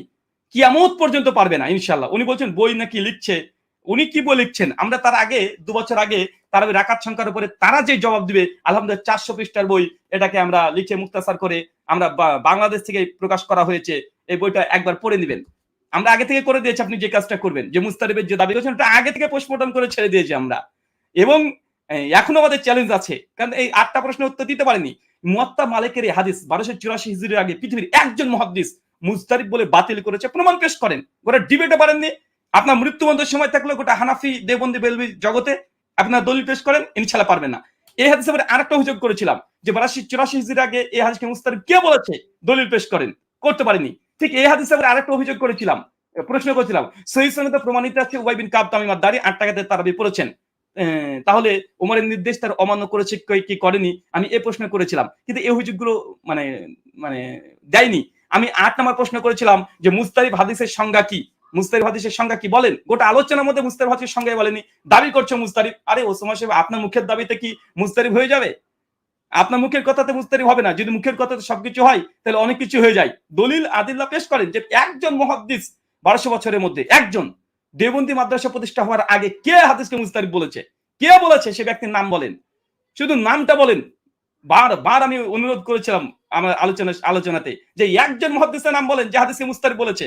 কোথাকার আলী হোসেন ওসামা রেজাল করিম আবরার এসে যদি এসে বলে যে এই হাদিস মুস্তারিব, আরে ভাই তোমার কথায় কি যায় আছে রে ভাই, তোমার কথা কিছু চাইছে না। আগে মুহাদ্দিসদের মানে হাদিস আমরা যখন রিজাল শাস্ত্র নিয়ে আমরা ঘাটাঘাটি করি, প্রথমে আমরা সালাফদেরকে দেখতে হবে যে সালাফের এই হাদিসের প্রতি 1200 বছরের মধ্যে কেউ মুস্তারিব বলেনি। চ্যালেঞ্জ করলাম, যদি দেখাতে পারে, আমি সেখানে বলেছিলাম যদি দেখাতে পারে তাহলে আজ থেকে আমি 20 টাকা তার পক্ষে কথা বলবো, 8 টাকার পক্ষে কথা বলবো না। কিন্তু আজ পর্যন্ত দেখাতে পারছে না, আর এটা কিয়ামত পর্যন্ত পারবে না। কেন পৃথিবীর জমিনে কেউ নেই, হানাফি শাফি মালিকি হাম্বলি কেউ বলেনি যে এই হাদিস মুস্তারিব, কেউ বলেনি আজ পর্যন্ত। প্রথম আলী হাসান ওসামা এই হাবিবুর রহমান আজমি তার এই যে রাকাতে তারাবির উপরে বই তিনি রচনা করার পরেই এই কথাটাকে ভাইরাল করে দিয়েছে, প্রচার করেছে হাবিবুর রহমান আজমি। আর তার জবাবে পাল্টা নাজির আহমেদ রহমানি রাহিমাহুল্লাহ তিনি জবাব দিয়েছে আজ থেকে 100 বছর আগে, 100 বছর আগে বইয়ের জবাব দিয়েছে। হানাফিরা দাবি করে হাবিবুর রহমান আজমি যে রাকাতে তারাবি বই রচনা করেছে এটা নাকি কেউ জবাব দিতে পারেনি। মৌলানা তামিদুল মাওলা আর আব্দুল মালিক সাহেব তাদের বই লিখেছে, অথচ জবাব দিয়ে দিয়েছে। একদম হাবিবুর রহমান আজমি জীবিত থাকা অবস্থায় জবাব দিয়েছে। আলহামদুলিল্লাহ আহলে হাদিসরা হাবিবুর রহমান আজমির কাছে বইটা পাঠানো হয়েছে, তার জবাব দেওয়ার মতো হিম্মত হয়নি। আজ মধ্যে 100 বছর হয়ে গেল, তারপরে রাকাত সংখ্যার উপরে এই বইয়ের উপরে জবাব আজ মধ্যে কেউ হানাফি দেওবন্দি হোক আর বেরলবি কেউ দিতে পারেনি। হাবিবুর রহমান আজমির বই পোস্টমর্টম করে ছেড়ে দিয়েছে। উর্দু বইটা ছিল 900 পৃষ্ঠা, আমরা বাংলা করে মুক্তাসার করেছি প্রায় 450 পৃষ্ঠার বই, এটা বাংলা ভাষাতে এখন পাওয়া যাচ্ছে। এটা জবাব দিবে। কিয়ামত পর্যন্ত সময় দিলাম যে এই 8 টাকাতে হাদিসকে মুস্তারিব মুহাদ্দিসদের কথা পেশ করেন। আপনি এসে আজকে 1200 বছর পর 1400 বছর পর এসে বলবেন যে এই দেখো হাদিস মুস্তারিব, এই কারণে মুস্তারিব, এই কারণে মুস্তারিব। আপনার কথা ওই নর্দমায় পড়ে থাকবে। 1200 বছরের মুহাদ্দিস কেউ মুহাদ্দিস ছিল না, দেওবন্দিরা নতুন করে মুহাদ্দিস হয়ে গেল যে তাদের কথাকে গ্রহণ করতে হবে। সালাফি আমরা এই জন্য যে মুহাদ্দিসগণ সালাফরা কি বলেছে এই হাদিসের প্রতি আজ মধ্যে কে কিলোকাল করে মুস্তারিব বলে ইজতিরাব এখানে বাতিল করেছে, প্রমাণ পেশ করেন, প্রমাণ দেন। একটা দেন, দিতে পারেনি, বিতর্ক করতে পারেনি। উনার বই আসছে, ইনশাআল্লাহ বইও পারবে না। হাবিবুর রহমান আজমি পারেনি, আর কোথাকার আলী হোসেন ওসামা আর রেজাল করিম আবরার এদের মতো ব্যক্তিরা দেবে? অবাক। তারপরেও উনি যে মুস্তারিবের মানে মুস্তারিব দাবি করেছিলেন ওটার জবাব আমি আমার আলোচনাতে দিয়ে দিয়েছিলাম, কিন্তু এরা তো বুঝে না, এরা তো বুঝে না। ওই যে মুনকাতে হাদিস পেয়ে গেছি, একটা ছেঁড়া ছিগল পেয়ে গেছি, একটা লোহার একটা ছেঁড়া ভাঙা সূত্র বিচ্ছিন্ন একটা সং পেয়ে গেছি, এটাই আমাদের জবাব। উনারা যে মুস্তারিব বলার জন্য যে দাবি করেছিল স্ক্রিন আমি দেখে দিয়েছি এইভাবে একদম পরিষ্কার যে মোহাম্মদ বিন ইউসুফ থেকে 3 জন রাবি রিওয়ায়াত করেছে তারাবির রাকাত সংখ্যা সাইদ বিন ইয়াসিদ থেকে। মোহাম্মদ বিন ইউসুফ 3 জন, এখানে এক ইমাম মালিক বলছে 11 রাকাত, 2 মোহাম্মদ বিন ইসহাক হচ্ছে 13 রাকাত, দাউদ বিন কায়েস হচ্ছে 21 রাকাত। আমি এই আলোচনা ওই দিনে করে খণ্ডন করে তাকে ডিস্ট্রয় করে দিয়েছি। দেখবেন এই অংশটার কোনো জবাব তিনি দিতে পারেননি, অথচ শেষে 5 মিনিট তিনি বলেছেন, তারপরে পারেনি। এবং আমি দেখেছি শুধু মোহাম্মদ বিন ইউসুফ থেকে একজন যে ইমাম মালিক যে 11 রাকাত বর্ণনা করেছে তা না, টোটাল 8 জন তারাবির রাকাত বর্ণনা করেছে। 6 জন বলছে 11 রাকাত, 2 জন বলছে একজন 13 রাকাত, একজন 21 রাকাত। তারপরে স্লাইডটা দেখিয়েছিলাম যে মোহাম্মদ বিন ইসহাক যিনি বলছেন যে মোহাম্মদ বিন ইউসুফ থেকে উমর বিন খাত্তাব 13 রাকাত তারাবির আদেশ দিয়েছে, এই সনদের মধ্যে মোহাম্মদ বিন ইসহাক বর্ণনা করছে হানাফিদের নিকটে কাযযাব মিথ্যুক। মুস্তারিব হওয়ার জন্য শর্ত উসুল হাদিসের বাচ্চা শিশুরাও জানে মুস্তারিব করতে হলে সমকক্ষ মানের হাদিস লাগবে। ইমাম মালিক থেকে মোহাম্মদ বিন ইউসুফ সহ এই যে সনদে ৬ জন তারা ১১ রাকাতের কথাই বলেছে। মাত্র মোহাম্মদ বিন ইসহাক একজন এসে বলছে ১৩ রাকাতের নির্দেশ উমর বিন খাত্তাব দিয়েছে। অথচ সে মোহাম্মদ বিন ইসহাক হানাফিদের নিকটে কাজ্জাব, দাজ্জাল, মৃত্যুকে দলিল দিয়ে মুজতাহিদ প্রমাণ করছে। আমি বলেছিলাম সেই সময় যে ওস্তাদজি অন্তত আপনার কাছে আমি এটা আশা করিনি। আপনি তো মাদ্রাসায় হাদিস পড়ান। অতটুকু এরকম খেয়ানত আপনি করবেন এটা আমি কখনো আশা করিনি। মুস্তারিব হওয়ার জন্য বা হাদিসকে সাজ বলার জন্য কমপক্ষে যে হাদিস দিয়ে মুস্তারিব দাবি করছেন ওই হাদিসকেও সমপরিমাণের সহিহ হওয়া মানে বাধ্যতামূলক, নচেৎ সেটাকে মুস্তারিব বলা যায় না। এখানে ইসহাক যে ইনি এমন একজন ব্যক্তি দেওবন্দীদের নিকটে সে দাজ্জাল, কাজ্জাব, মিথ্যুকের দলিল ব্যবহার করে মুয়াত্তা মালিকের সনদকে যঈফ বলা বা মানে এটাকে মুস্তারিব বলে দাবি করে উড়িয়ে দেওয়া, এটা আমি তখনই বলেছিলাম যে গাছে কাঁঠাল গোভে তেল, এগুলো চলবে না। তারপরে বলেছিলাম যে দেখেন মোহাম্মদ বিন ইসহাককে সঙ্গে হানাফি দেওবন্দীরা বলছে যঈফ, ইয়া ইবনে মাইন বলেছে। তারপর আমি এখানে দার্সে তিরমিজি থেকে দেখিয়েছি যে মোহাম্মদ বিন ইসহাক যদি একাকি কোন হাদিস বর্ণনা করে সেটা সন্দেহযুক্ত। আর ২১ টাকাতে বর্ণনা শুধু মোহাম্মদ বিন ইসহাকই ব্যবহার করেছে। বাকি মোহাম্মদ বিন ইউসুফের বাকি ৬ জন শাগরেদ ১১ রাকাতের কথাই বলেছে। তারপর তিনি দ্বিতীয় দাউদ বিন কায়েসের ২১ টাকাতের এই হাদিস নিয়েছে তিনি মুস্তারিব বলার চেষ্টা করেছেন। এটাকে আমি দেখেছি যে দাউদ বিন কায়েস এক জায়গায় বলছে ২১ টাকাতের কথা, আরেক ছাত্রের কাছে গিয়ে কোন রাকাত সংখ্যায় বর্ণনা করেনি। অতএব এই দাউদ বিন কায়েসের এটাও একাকি। মোহাম্মদ বিন ইউসুফের টোটাল ৮ জন ছাত্র, ৮ জন, ৬ জনই বলছে ১১ রাকাত, আর একজন হচ্ছে ১৩ রাকাত যিনি কাজ্জাব রাবী দেওবন্দীদের নিকটে, একজন হচ্ছে ২১ রাকাত, শুধু একজনই। এর সমর্থনে কোনো মুতাবায়াত নাই, কোনো মুতাবায়াত নাই। কিন্তু মোহাম্মদ বিন ইউসুফ থেকে ইমাম মালিক, ইয়াহিয়া সাইদ আল কাত্তানির মতো ব্যক্তিরা বলছে না ১১ রাকাতে শুনেছি। তা কার কোন কথাটা বেশি গ্রহণযোগ্য? মুস্তারিব হলে কোনটা হবে, সাজ হলে কোনটা হবে? এই উসুলে হাদিসের প্রাথমিক জিনিস যারা জানে না তাদের সঙ্গে আমরা তাদের গলাতে আমরা এই সিলসিলাতুল যাহাব চেন পড়াতে গিয়েছিলাম। আশ্চর্য! এখানে দাউদ বিন কায়েসের হাদিস সাজ হবে অথবা মুস্তারিব হয়ে বাতিল হয়ে যাবে। কেন? এই দাউদ বিন কায়েসের কোনো সঙ্গী নাই, কোনো মুতাবায়াত নাই, কোনো শাহিদ বর্ণনা করছে না। কিন্তু মোহাম্মদ বিন ইউসুফ থেকে তার ৬ জন ছাত্র বলছে ১১ রাকাত। উনি বলছেন যে দেখুন কোন জায়গাতে লেখা আছে যে আমরা ওমরের জমানায় পড়তাম, কোন জায়গাতে আদেশের কথা বলা হয়েছে, কোন জায়গাতে বিত্তের কথা উল্লেখ করা হয়েছে। তো এগুলো মতনগুলো তো মধ্যে কিছু পার্থক্য আছে। ওসমান সাহেবের এটা জেনে রাখা উচিত হবে। আমি আলোচনাতে বলেছিলাম যে এই মতনের দিক থেকে এই অংশটুকু সাজ নয়। কেন? মোহাম্মদ বিন ইউসুফ তিনি শুধুমাত্র ওমরের আদেশও যেমন বর্ণনা করেছে, ওমরের জামানায় কত পড়া হতো সেটাও ব্যবহার করেছে। এই জন্য ইয়াহিয়া সাইদ আল কাত্তানের মতো ব্যক্তির কথা আমি দলিল দিয়েছিলাম। আর এই দেখেন এই সেম এই জায়গাতে দাউদ বিন কায়েসের এই রেওয়ায়াত নিয়ে আসার পরে আমি বলেছিলাম অতএব ওসমান সাহেবের অভিযোগ ভিত্তিহীন প্রমাণিত হলো। আর ওরা ভাবছে যে ব্রাদার হলে ভুল করে এই ছবিটা চলেছে। ভুল করে না, এটা আগে থেকে রেডি করাই আছে যে আপনি দুটো অভিযোগ করেছেন মুস্তারিব হওয়ার জন্য, দাউদ বিন কায়েসের হাদিস দিয়ে আর মোহাম্মদ বিন ইসহাকের হাদিস দিয়ে। এই দুটো খণ্ডন করার পরেই আমি এখানে লিখছি যে ওসমান সাহেবের অভিযোগ ভিত্তিহীন প্রমাণ হলো। তারপর সেকেন্ড একটা প্রশ্ন চলে আসছে যে ২০ রাকাত ইতিহাস। আমি অবাক হলাম। ওসমান সাহেব আগে ঠিক করেন, হানাফি সমস্ত দেওবন্দী ঠিক করেন যে মুয়াত্তা মালিকের এই হাদিসটা আসলে কি ইস্তেরাব ঘটেছে না, হাদিসটা কখন আপনারা বলছে ইস্তেরাব ঘটেছে, কখন হচ্ছে মোহাম্মদ বিন ইউসুফের হাদিসটা ১১ রাকাতের হাদিস এটা হচ্ছে সাজ।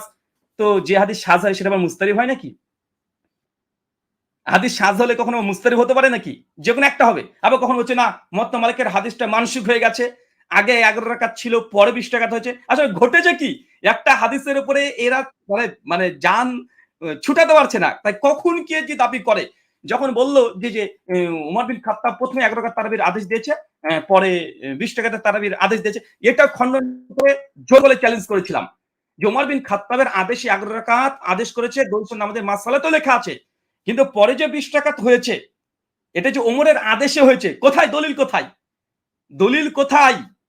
এখানে বলা হচ্ছে যে ওমর বিন খাত্তাব ১ম এ ১১ রাকাতের আদেশ করেছে। দেওবন্দীরা স্বীকার করে নিয়েছে। পরবর্তী সময়তে রাকাত সংখ্যা বৃদ্ধি করে দিল, কিরাতকে সংক্ষিপ্ত করে দিয়ে তারা ২০ রাকাত কেউ পড়েছে, কেউ ৩৬ পড়েছে, কেউ ৩৯ পড়েছে, কেউ ৪১ পড়েছে। ওমরের আদেশে পড়েছে। যারা ৩৬ রাকাত পরবর্তী সময়তে পড়েছে ইমাম মালিকের যুগে। ইমাম ইসহাক বিন রাহিয়া তিনি নিজেই সুনান তিরমিজি ৮০৬ বলেছে ৩১ রাকাতের কথা। তারা কি ওমর বিন খাত্তাবের আদেশে বলছে? না। যেহেতু তারাবি একটা নফল নামাজ তাই যে যত পারে তাই পড়েছে। কিন্তু ওমরের আদেশ কত ছিল? ওই যে ১১ রাকাত। পরে ২০ বলেন, ৩৬ বলেন, ৩৯ বলেন, ৪১ বলেন, মানুষ রাকাতকে বাড়িয়েছে, কিরাতকে কমিয়ে দিয়েছে। এতটুকু বোঝার যোগ্যতা এটা আমি ওখানে ডিপাঙ্ক করে ছেড়ে দিয়েছি। কিন্তু মাথার উপর দিয়ে চলে গেছে। সিলসিলাতুল যাহাব অর্থ বুঝে না, তাদের কাছে এই উসুলগুলো আসবে? উনি মানসুক দাবি করেছেন, ওখানে স্টিল না খণ্ডন করে দিয়েছে মানসুক না। আর মানসিক যদি হয়, এটা দিয়ে মানসিক হয় না। কেন উমারের আদেশ 11 রাকাত, কিন্তু মানুষ তারা অধিক পরিমাণ নামাজ পড়তে লেগেছে। ইমাম মালিকের যুগে 36 পড়া হচ্ছে। আরেক যুগে পড়া হচ্ছে 39, আরেক যুগে পড়া হচ্ছে 41। তো মানসুক কোন হাদিসের ভিত্তিতে হয়? আমাদের আলোচ্য বিষয় ছিল ওমর বিন খাত্তাব কত রাকাত আদেশ করেছে। মানুষ কত রাকাত পড়েছে এটা আমাদের আলোচ্য বিষয় ছিল না। তারপরে এখানে আমি আরেকটা ইমাম হাবিব মালিকের উদ্ধৃতি দিয়েছি দলিল নামাজের মাসাল থেকেই, যে উমর 11 রাকাত আদেশ করেছে। মানুষ তারপরে কিরাতটা উমরের জামানায় খুব লম্বা লম্বা পড়ে ফজর হয়ে যেত। তার জন্য এত দীর্ঘক্ষণ দাঁড়িয়ে থাকতে পারতো না। তারা কিরাতকে ছোট করে দিল, রাকাতকে বাড়িয়ে দিল। তারপরে 20 হলো, 36 হলো, 39 হলো, 41 হলো। কিন্তু উমরের আদেশে হয়েছে। আমি চ্যালেঞ্জ করেছিলাম ওসামা সাহেবকে যে কোথায় উমরের আদেশ? কোথায় যে 11 রাকাত ছিল প্রথম আদেশ? এটা তো মুয়াত্তা মালিক আছে। 20, 36, 39 এর আদেশ যে উমর করেছে, কোথায় আছে দলিল? গোটা ডিবেট শেষ হয়ে গেছে, দিতে পারেনি। ইনশাআল্লাহ এই যে আজকে আমি আলোচনা করছি, এর পরেও ক্ষমতা নাই, হিম্মত নাই। আর যদি হয় বই যেন জবাবটা দিয়ে দেয়। এটা আমাদের এগুলো খণ্ডন আগে থেকে করে দেওয়া হয়েছিল। এরপরে উনি বলছেন, দেখেন ইমাম মালিক হাদিস বর্ণনা করেছেন, ইমাম মালিকের নিজের তো আমল নাই, আজকে আলোচনাতে বলছে। এদেরকে আসলে লজ্জা নেই? না সবকিছু মাথার উপর দিয়ে চলে গেছে? না ঘাম মোছার সময়তে আমি যে দলিলটা দিয়েছি উনি মানে কনসেন্ট্রেট রাখতে পারেনি, না পানি খাওয়ার সময়তে ক্যামেরা অফ করে পানি খাওয়ার সময়তে তিনি আমার এই দলিলটা তিনি বুঝতে পারেনি। 2 বার দিয়েছি, তৃতীয় পর্বে এবং শেষ পর্বে। আমি দেখছি ইমাম মালিক যেমন 11 রাকাত তারাবি মুয়াত্তা মালিককে বর্ণনা করেছে, 11 রাকাতকে গ্রহণ করেছে, জোর গলায় দাবি করেছি। এইজন্য আমি দলিল পেশ করেছিলাম। এই যে মুয়াত্তা মালিকের রিওয়ায়াত, ইমাম মালিক 11 রাকাত বর্ণনা করছে মুয়াত্তা মালিকে। তারপরেই ইমাম মালিকের 1 সেকেন্ড, ইমাম মালিকের যে 11 রাকাত তিনি যে শুধু আমল করেছেন, ইমাম মালিক যে ইমাম মালিকের যে এই 11 রাকাতের উপরেই তার মতামত ছিল, আমি এটাও পেশ করেছি। চলেন দেখিয়ে দিই আরেকবার।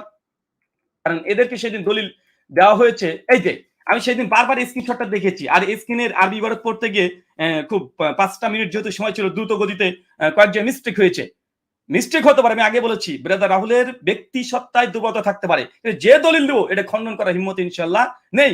ইমাম মালিক থেকে সালাতুত তাহাজ্জুদ 87 নম্বর পৃষ্ঠা, এটা আজকের কিতাব নয়। লেখক 514 হিজরিতে ওফাত, আজকের নয়। আর এটা ইমাম মুগিসের কথা নকল করেছে, সনদ ইমাম মুগিসের কিতাবে মজুদ আছে।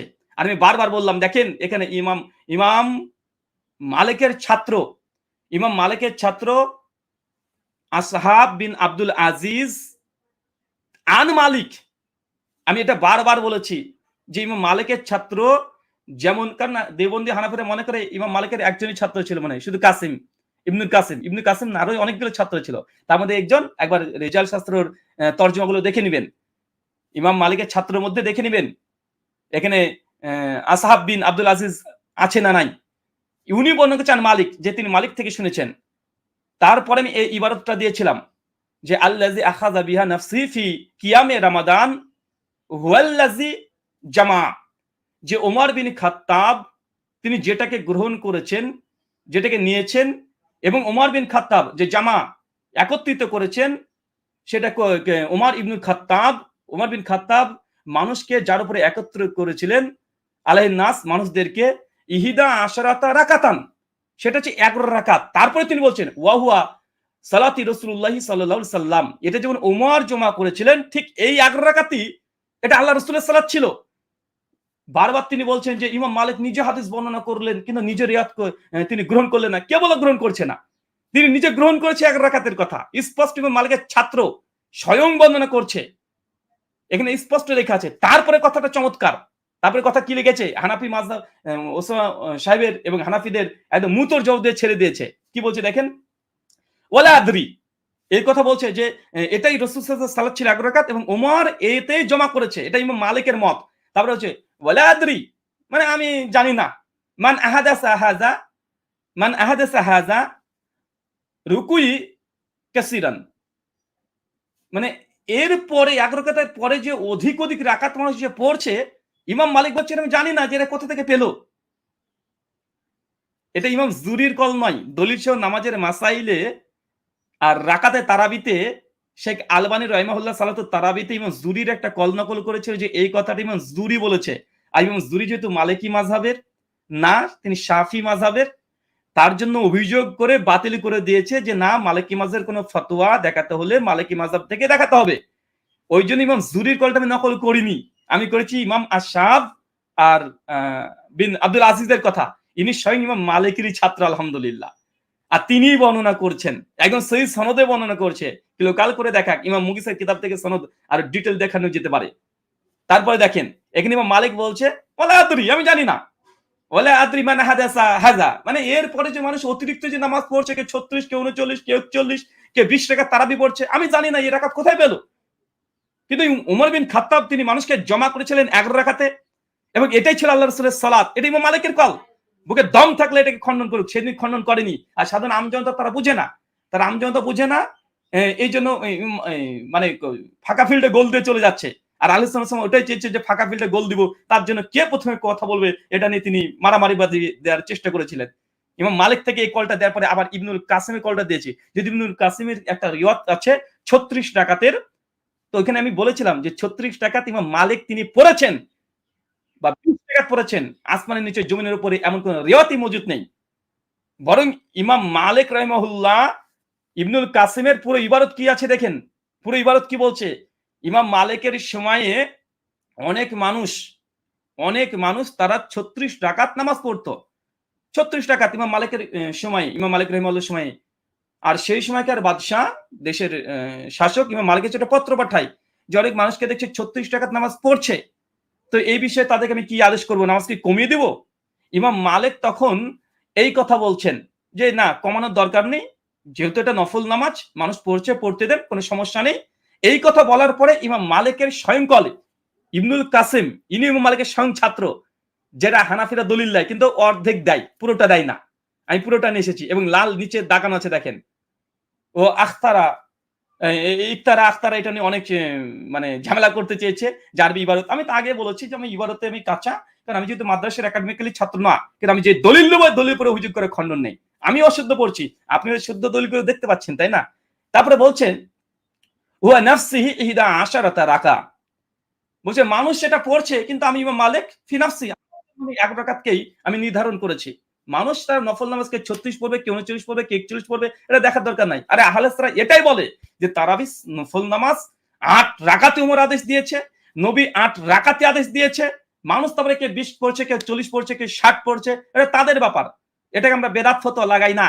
কিন্তু হানাফিরা 8 রাকাত 20 রাকাতে পড়ে তারাবিকে অস্বীকার করে, আর ইমাম মালিক নাকি গ্রহণ করেনি। দেখেন ইমাম মালিক মুয়াত্তা মালিকের যে হাদিস 11 রাকাতের আদেশ নিয়ে এসেছে, স্বয়ং ইমাম মালিক বলছে স্বয়ং যে আমি 11 রাকাত, এটাই হচ্ছে ওমরের আমল, এটা রাসূলের আমল। তারপর তিনি অস্বীকার করে বলে দিচ্ছেন ওয়ালা আদরি মান হাযা, মান আহাদাসা হাযা রুকুই কাসির। আর তারপরে 11 রাকাতের পরে অতিরিক্ত কারা যে নামাজ অতিরিক্ত করে নিল, আমি জানি না এই রাকাতগুলো কোথায় পেল। ইমাম মালিক অস্বীকার করেছে। 20 বলেন, 36 বলেন, 39 বলেন, ইমাম মালিকের যুগে হ্যাঁ 36 29 পড়েছে। কিন্তু ইমাম মালিক কি সমর্থন, ইমাম মালিক কি এই 36 রাকাত নিজের জন্য গ্রহণ করেছে? না। নিজের জন্য কত গ্রহণ করেছে? পরপর দুটো ইমাম মালিকের ছাত্র থেকে দলিল পেশ করেছে, একটা শাহ বিন আজিজের এবং এখানে ইবনুল কাসিমের, দুইজনের ছাত্র। আর এটা মালিকি মাযহাবের গ্রন্থে মজুদ আছে এই শব্দ, শুধু মালিকি না শাফিদের গ্রন্থেও আছে, ইমাম জুরির কল মজুদ আছে শাফিদের গ্রন্থে।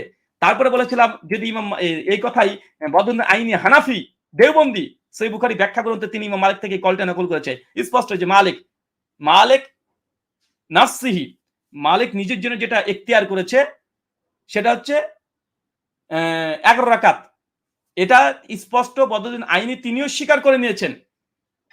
বলছে যে বদরুদ্দিন আইনের কথা মানা যাবে না, বদরুদ্দিন আইনের কথা মানা যাবে সনদবিহীন। বদরুদ্দিন আইনের কথা যদি না মেনে যদি ওসমান সাহেব বাঁচতে চাই, কোথায় যাবেন? দর্শক মণ্ডলী যারা খোলা মাইন্ডে আপনারা আছেন তাদের জন্যই আমাদের আলোচনা।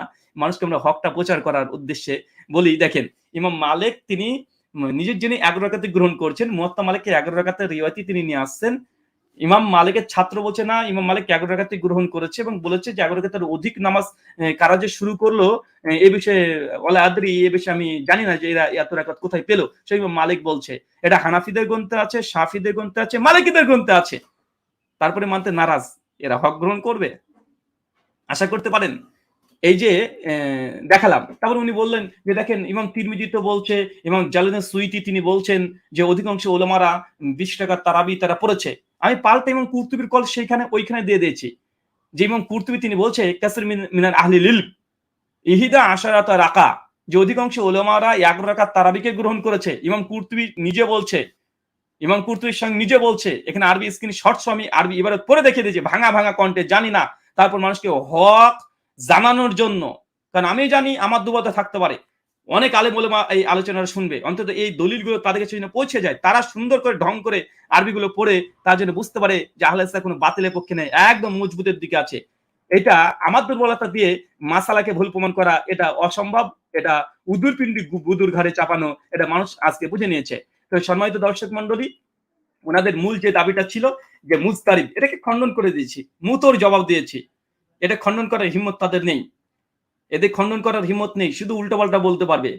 ওই ইসাহাকের তারপরে উনি আরেকটা আমি এটা শেষ পর্যন্ত দেখিয়ে দিয়েছি। উনি দেখলাম যে আমি যখন এই দলিল দেখাচ্ছিলাম তাজ্জব হয়ে গেছে, আরে এই দলিল আছে। উনি বলছেন যে সাইদ বিন ইয়াজিদ তিনি তো 11 রাকাতের তারাবির কথা বলেছেন, কিন্তু নিজে যে 20 রাকাত পড়েছে, আরে 20 রাকাতের হাদিস যঈফ তো প্রমাণ করে দিয়েছি। সাইদ বিন ইয়াজিদ যেটা পড়েছে ওর মধ্যেও দুর্বলতা আমি দেখিয়ে দিয়েছি, কিন্তু আমি বললাম যে সাইদ বিন ইয়াজিদ যে 11 রাকাত তারাবি পড়তো, ইয়াহিয়া সাইদ আল কাত্তানির মতো ব্যক্তি বলছে, বারবার এটা আমি উল্লেখ করেছি যে ইয়াহিয়া সাইদ আল কাত্তানির মতো ব্যক্তি তিনি বলছে সাইদ বিন ইয়াজিদ তিনি 11 রাকাতই পড়েছেন। ইসকিন মুসানাফ ইবনে আবি শাইবা হানাফিদের সবচেয়ে নির্ভরযোগ্য গ্রন্থ, হাদিস নাম্বার 7671, একদম স্পষ্ট এখানে যে সাইদ বিন ইয়াজিদ থেকে স্পষ্ট আছে যে ওমরের জামানাতে সাইদ বিন ইয়াজিদ বলছে আমরা 11 রাকাত নামাজ পড়তাম ইয়াহিয়া সাইদ আল কাত্তানির মতো।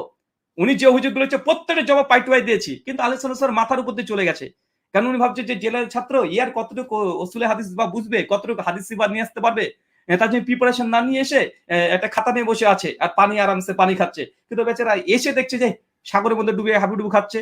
এই জন্য শ্রোতা ভক্ত যারা আছে তারা বলছে না এখানে আলোচনা ব্রাদারের কাছে ঠিক হয়নি, রেজাল্ট কিন্তু আমরা দেখিয়ে দিত ব্রাদার রাহুলকে, দেখিয়ে দিত একদম। আমি এই দলিলটা দিয়েছি।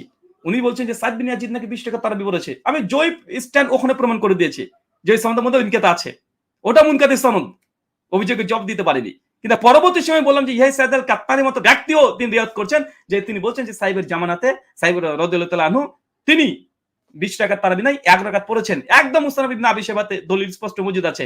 পরপর তারপরে এই দলিলটা আমি দেখিয়েছি, দেখবেন থার্ড রাউন্ডে একদম শেষের দিকে আমি এই সনদগুলো দেখিয়েছি যে স্বয়ং সাইদ বিন ইয়াজিদ ইয়াহিয়া কাত্তান থেকে বর্ণনা করছে, বারবার বলেছি, কিন্তু মাথার উপর দিয়ে চলে গেছে এদের।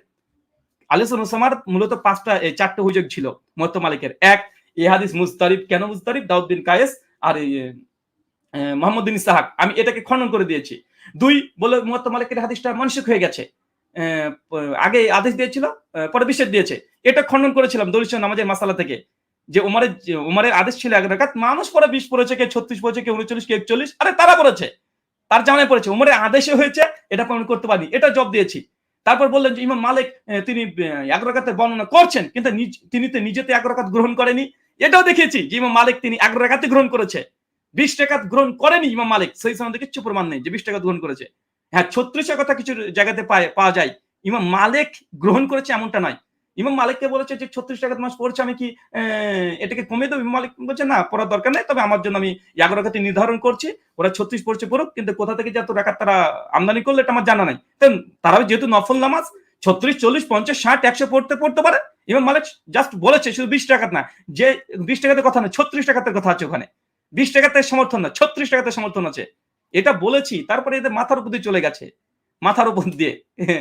আচ্ছা, 4 নম্বর অভিযোগ যেটা করেছিল যে এই হাদিসটা সাজ বলার হিম্মত সেই সময় দেখাতে পেরেছিল না, এখানে সাজ বলে সাইদ বিন ইয়াজিদ থেকে ইয়াজিদের খুসাইফার হাদিসটাকে আনতে হতো, আর ওটা আনলে আরো বেধরক ইলমি জবাব পেয়ে যেত, এই জন্য বলেনি।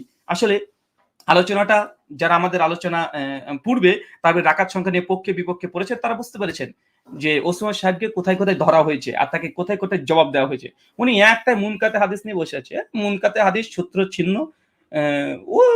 ওটাই খুশি, সূত্র বিচ্ছিন্ন একটা হাদিস নিয়ে ওটাই খুশি। প্রথমে তো অস্বীকার করে দিয়েছিলেন যে না, মুনকাতে এটা মুরসাল না, যারা মুরসাল বলে তারা মূর্খ, তারা গন্ড, তারা ইলমে হাদিস কিছু বুঝে না, এইসব ফতোয়াগুলো দিতে শুরু করেছিল। তো আমি যখন পাল্টা তাকে তাদেরই ঘর থেকে যখন দেখিয়ে দিলাম যে এটা যদি মুনকাতে যদি আপনি অস্বীকার করেন, মুরসাল যদি অস্বীকার করেন, আর মুরসাল যারা বলেছে তারা নাকি অজ্ঞ, জাহেল, মূর্খ, এটা যদি এই অভিযোগ যদি আসে, তাহলে আপনি আপনার উস্তাদদেরকে কি বলবেন? এরপরে আমি এই ৩ টে মুনকাতে দেখিয়েছি যে দেখেন ৭৭৯ নম্বর হাদিসে নিমবি হানাফি তিনি বলছেন যে এটা হচ্ছে মুরসাল হাদিস। প্রথমে অস্বীকার করেছিল মুরসাল হওয়াকে। তারপর দলিল-সহ নামাজের মাসাল থেকে দেখালাম এটা মানে মুনকাতে খোদ আব্দুল মতিন সাহেব তিনি স্বীকার করেছে। প্রথমে অস্বীকার করেছে মুনকাতে।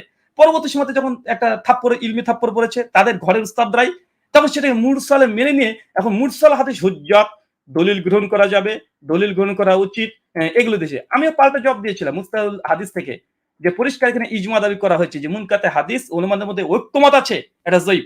এবং বারবার প্রশ্ন করেছিলাম হাদিস সহিহ হওয়ার জন্য ৫টা শর্ত। প্রথম শর্ত হচ্ছে মুত্তাসিল হওয়া। তো এই হাদিস প্রথম শর্ত পূরণ করছে না, বাকি ৪টা ছেড়ে দিলাম। এই উসুল সাধারণ মানুষ, কারণ আমি বুঝেছি যতটুক যে সাধারণ আমজনতা এই রিজাল শাস্ত্র উসুল এত তাদেরকে সামনে বললে মাথার উপর দিয়ে চলে যাবে। তাই জাস্ট আমি যেটুক না বললে নয় সেটুক বলেছি, কারণ মানুষের কাছে মেসেজটা পৌঁছে দেওয়া এবং আহলেসদের দলিল জগতে মজবুত এটা দেখানোর জন্য। নচেত মুরসাল হাদিস যে হুজ্জত না দলিল না এই বিষয়ের উপরে একাধ্য দলিল পেশ করা যায়, কিন্তু আমি এটা প্রয়োজন বোধ মনে করি না, কারণ এটা প্রয়োজন, কারণ এটা যারা মুস্তালাহুল হাদিস যারা পড়েছে, যারা নুকবাতুল ফিকর বলেন বা মাদ্রাসা বোর্ডে যে কোনো জানে, আপনি চলে যান মুনকাতে হাদিসের হুকুম চলে যান, হানাফি দেওবন্দি বেলুই যে কোনো পরিষ্কার লেখা আছে যে মুনকাতে হাদিস এটা হুজ্জাত নয়। হ্যাঁ, মুরসাল হাদিসের সঙ্গে যদি মুসনাদ থাকে, ইমাম মালিককে রাহিমাহুল্লাহর মতে একটা মুরসাল যদি হাদিস যদি সনদ সহিহ হয় তার সঙ্গে একটা মুসনাদ হাদিস থাকে, সেক্ষেত্রে সেটা দলিল গ্রহণ করা যেতে পারে। ইমাম শাফির নিকটে যাবে না, কিন্তু ইমাম মালিক হানাফিদের নিকটে যাবে। কিন্তু এই যে মুনকাত হাদিসের সঙ্গে মুসনাদ হাদিসটাই বা কই? আর যার বিরুদ্ধে আবার একদম হাদিস কি আছে, মুয়াত্তা মালিকের মতো সনদে হাদিস আছে, তো সহিহ মুত্তাসিল হাদিসের বিরুদ্ধে মুরসাল হাদিস হুজ্জাত, এটা মানুষকে এই বস্তা পচা এই উসুলে হাদিস শিখে নিজের মাযহাবকে টিকে রাখার জন্য এই উসুলের সঙ্গে কারসাজি করা, একটু আরবি বেশি জানেন বলেই মানুষকে এই হককে জানা বোঝার পরেও মানে হককে গোপন করা, এগুলো আল্লাহর কাছে জবাবদিহিতা করতে হবে না? অবশ্যই জবাবদিহিতা করতে হবে। যারা আমজনতা সাধারণ মানুষ এবং ওলামারা তারা বুঝে নিয়েছে যে ব্রাদার রাহুল যে দলিলগুলো দিয়েছে এবং প্রত্যেকটা উসুলকে খণ্ডন করে দিয়েছে। মুনকাতে হাদিস তিনি ৫-৭ জন ওলামার কথা বলেছে মুনকাতে হাদিস গ্রহণযোগ্য এই শর্ত থাকলে।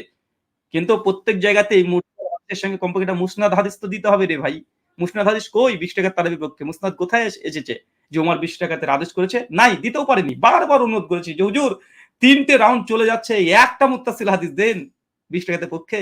বেচারা দিতে পারেনি। মুনকাতাকে মানে যঈফকে জোর করে সহিহ প্রমাণ করার জন্য ৩-৪ ধরনের উসুল নিয়ে এসেছে। ওগুলোকে খণ্ডন করেছে। উনার মাথার উপর দিয়ে চলে গেছে। উনি একটা রেওয়াত যেমন বলছিলেন, একটা উসুল দিয়েছিলেন যে রাবি যেই হাদিস বর্ণনা করে রাবির আমল যদি তার বিপরীত হয় তা আমলটাই প্রাধান্য পাবে। তো ইমাম মালিক তিনি ১ রাকাত তারাবি বর্ণনা করেছে কিনা নিজে ১ রাকাত গ্রহণ করেনি, অতএব ইমাম মালিকের আমলটা গ্রহণ করা হবে। বা সাইদ বিন ইয়াজিদ থেকে এই কথা বলেছে, আমি এটা খণ্ডন করে দিয়েছি, কিন্তু মাথার উপর দিয়ে চলে গেছে। এই উসুলকে খণ্ডন করে দিয়েছি যে ইমাম মালিক নিজে যেন ১১ রাকাতের কথা বলেছে, ১১ রাকাতের পক্ষে মত দিয়েছে, গ্রহণ করেছে। সাইদ বিন ইয়াজিদ যেমন ১১ রাকাতের পক্ষে হাদিস মুয়াত্তা মালিকে দিয়েছে, আবার মুসনাদ ইবনে আবি শাইবা সাইদ বিন ইয়াজিদ ১১ রাকাত পড়েছে, এটাও আছে। এই উসুলকে খণ্ডন করেছে, কিন্তু মুকাল্লিদদের মাথার উপর দিয়ে চলে গেছে।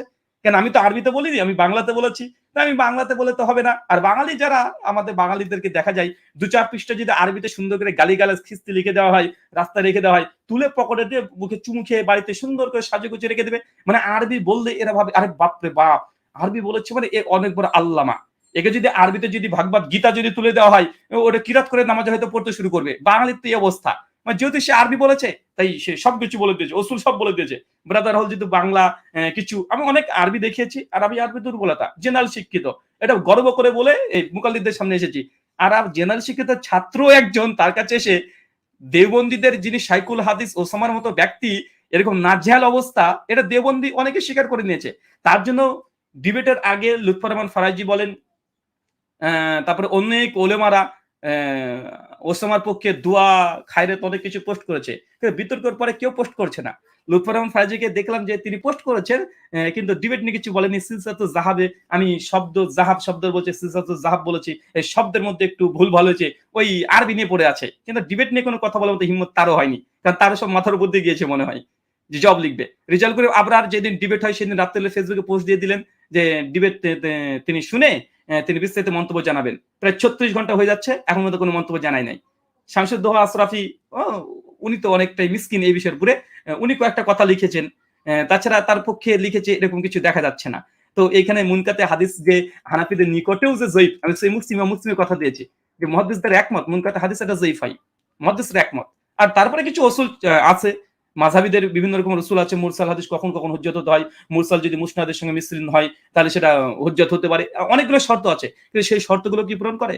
মুরসালের বিরুদ্ধে আছে মুত্তাসিল হাদিস, আবার মুরসালের সঙ্গে কোনো মুসনাদ প্রমাণিত নয় যে ওমর আদেশ করেছেন।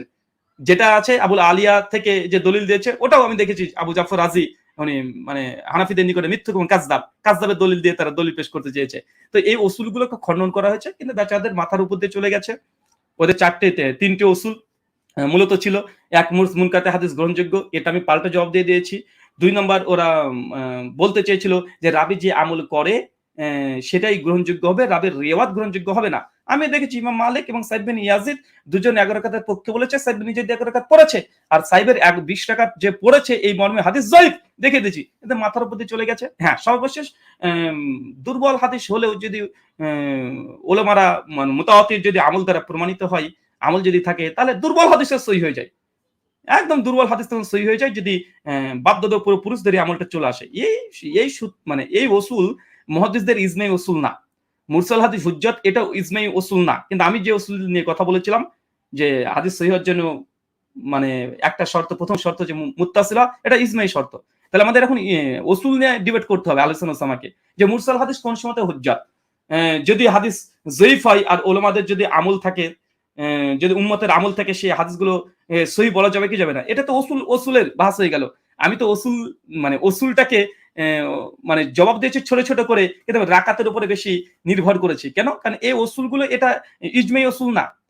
এই রাবির রিওয়ায়াত মারদুদ আর তার আমল যে গ্রহণযোগ্য, এটা হানাফিদের রসুল, মালিকেরা মাঝে মানে না।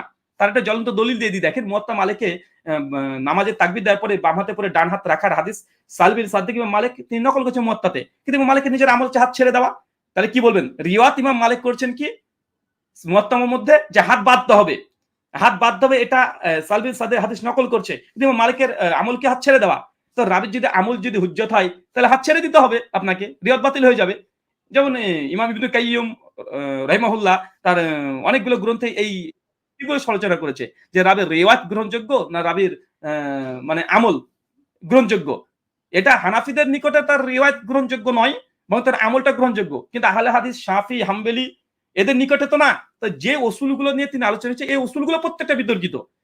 এই উসুলগুলো নিয়ে একটা বাহাস আলাদা হতে পারে। তাই এই বিতর্কিত উসুল দিয়ে রিজাল শাস্ত্র, বিতর্কিত উসুল দিয়ে তিনি এখানে দলিল মানে দেওয়ার চেষ্টা করেছেন যে ফজিলতের ক্ষেত্রে মানে আরেকটু যদি বিপদে পড়তো, বলতো দেখো ২০ টাকা তারাবির হাদিস যদিও জয়ী, কিন্তু তারাবির নামাজ পড়লে যেহেতু নেকি আছে, তো ফজিলতের ক্ষেত্রে তো রিয়াত তো গ্রহণযোগ্য, হয়তোবা এটা বলে দিত। মাথা থেকে মনে ওসমান সাহেব ছুটে গিয়েছিল, এই একটা নতুনটাকে দিয়ে দিলাম যে এটাই পরবর্তী ডিবেটে আলোচনাতে বা বইয়ে এটা লিখে দিবেন যে তারাবির হাদিস যদিও জয়ীফ, যদি জয়ীফ হয় তবে তারাবি যেহেতু পড়লে আগের পেছনের গুনাহ মাফ হয়ে যায়, বুখারীতে আছে, অবশ্যই তাহলে এই জয়ীফ হাদিসের হুজ্জাত দলিল গ্রহণযোগ্য ফজিলতের ক্ষেত্রে এটা একটা নতুন যুক্ত করে নিন। তো মূল কথা হচ্ছে এতটাই যে উসুলের কথা বলেছে, একটা উসুলে ইজমাই উসুল না। এই উসুলগুলো নিয়ে হানাফি, শাফি, মালিকি, হাম্বলি এবং আহজাদের মধ্যে ইখতিলাফ আছে। তাই উসুল নিয়ে যদি ডিবেট করতে হয় তাহলে আমাদের সঙ্গে আরেকটা বাহাস ঠিক করতে হবে ওসামা সাহেবকে, আর এটা আমরা চ্যালেঞ্জ করতে পারি। উসুল নিয়ে যদি বাহাস করে যে মুরসাল হাদিস কি হুজ্জত না, কোন সময় হুজ্জত কোন সময় হুজ্জত না, কে হুজ্জত বলেছে, কেন হুজ্জত বলেছে, কোন ক্ষেত্রে গ্রহণযোগ্য না, কোন ক্ষেত্রে গ্রহণযোগ্য, এই মুরসাল হাদিস এটা তো একটা বাহাসের বিষয়। মুরসাল বা মুনকাতে হাদিস হুজ্জত না, এটা একটা বাহাসের বিষয়।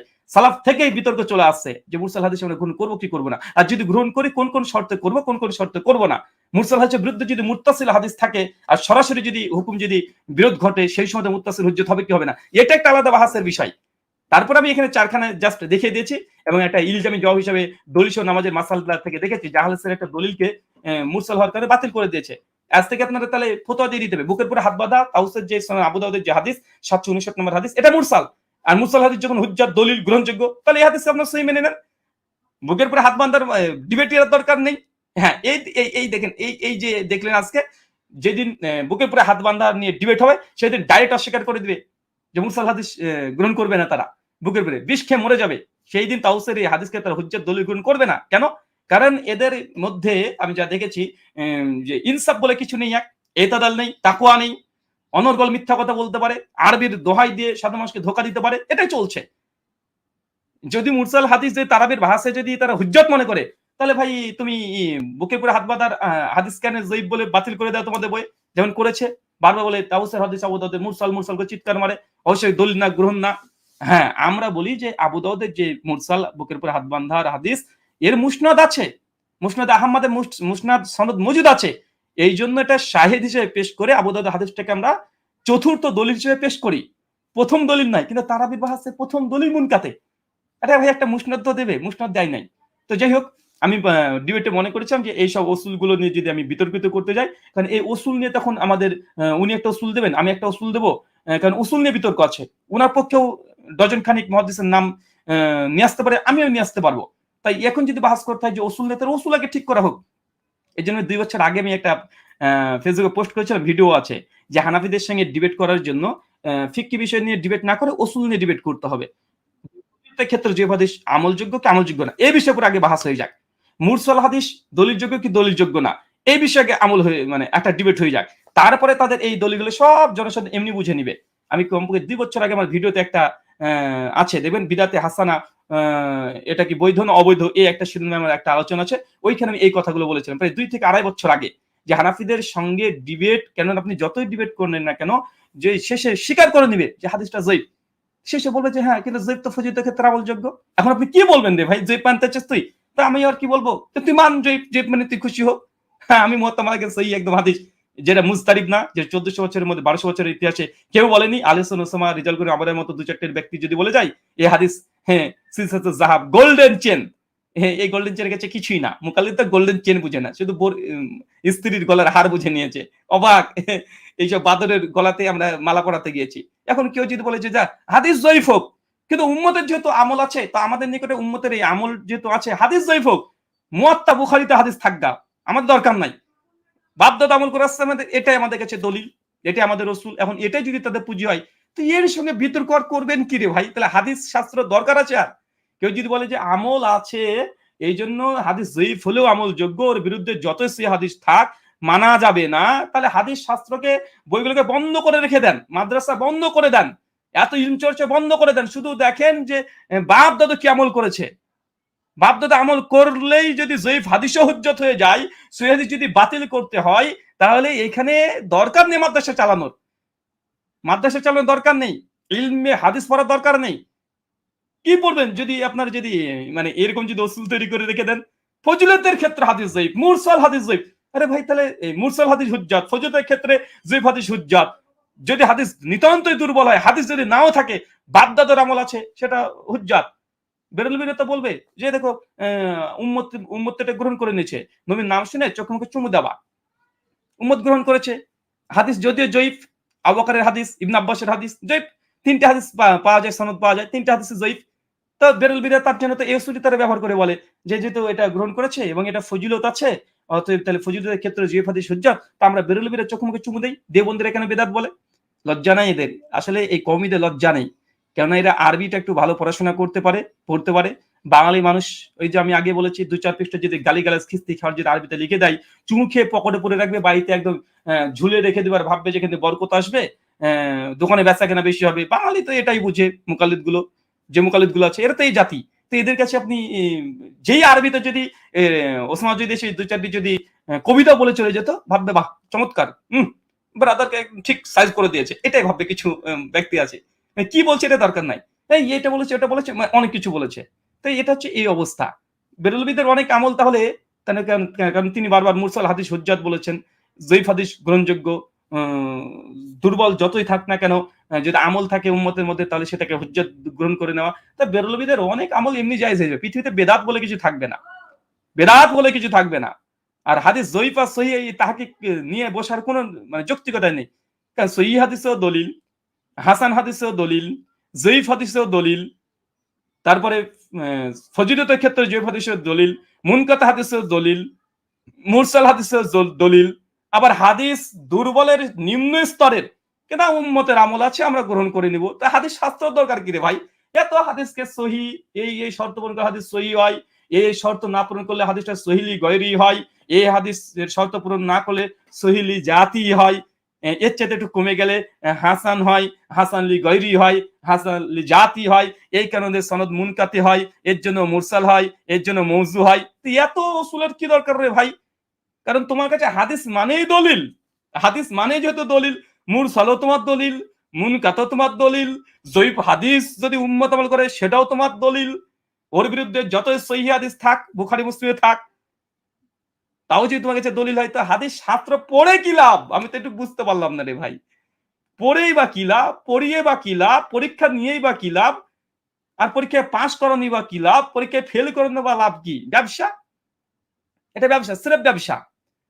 দেওবন্দি কওমি হানাফিদের এটা স্রেফ ব্যবসা।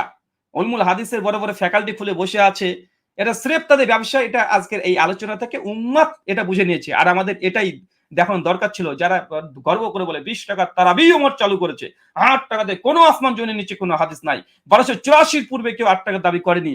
যখন মানুষ মুওয়াত্তা মালিকে দেখছে, আরে বাপরে বাপ, মুওয়াত্তা মালিকের সনদ অথেন্টিক, খোদ আলাইহিস সালাম নিজে বলছে যে এটা সনদগতভাবে সহিহ, কিন্তু মতনকে যে বলার চেষ্টা করেছিল ওটা পাল্টে জবাব দিয়েছি, মানুষ বুঝে নিয়েছে। বাপরে বাপ, 8 টাকাতে হাদিস মুওয়াত্তা মালিকে আছে, এত সুন্দর বুখারী মুসলিমের সনদ, আর আমাদের 20 টাকাতে হাদিস মুনকাতে।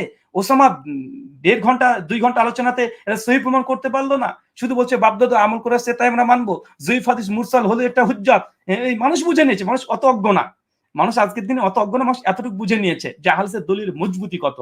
বড় বড় লম্প ঝম্প তারা করছিল, 20 টাকাতে কমে কোনো হাদিস নাই, 8 টাকাতে তারাবির হাদিস মানুষ যখন দেখেছে মুওয়াত্তা মালিক থেকে, সাধারণ জনতা আলহামদুলিল্লাহ, মানুষ অনেক আমাদেরকে মেসেজ করছে, অনেক আলোচনা করছে যে না এই আলোচনা মানে বেস্ট, এবং ইনশাআল্লাহ আগামী রমাজানে বুঝতে পারবে যে ফলাফলটা কত হয়েছে।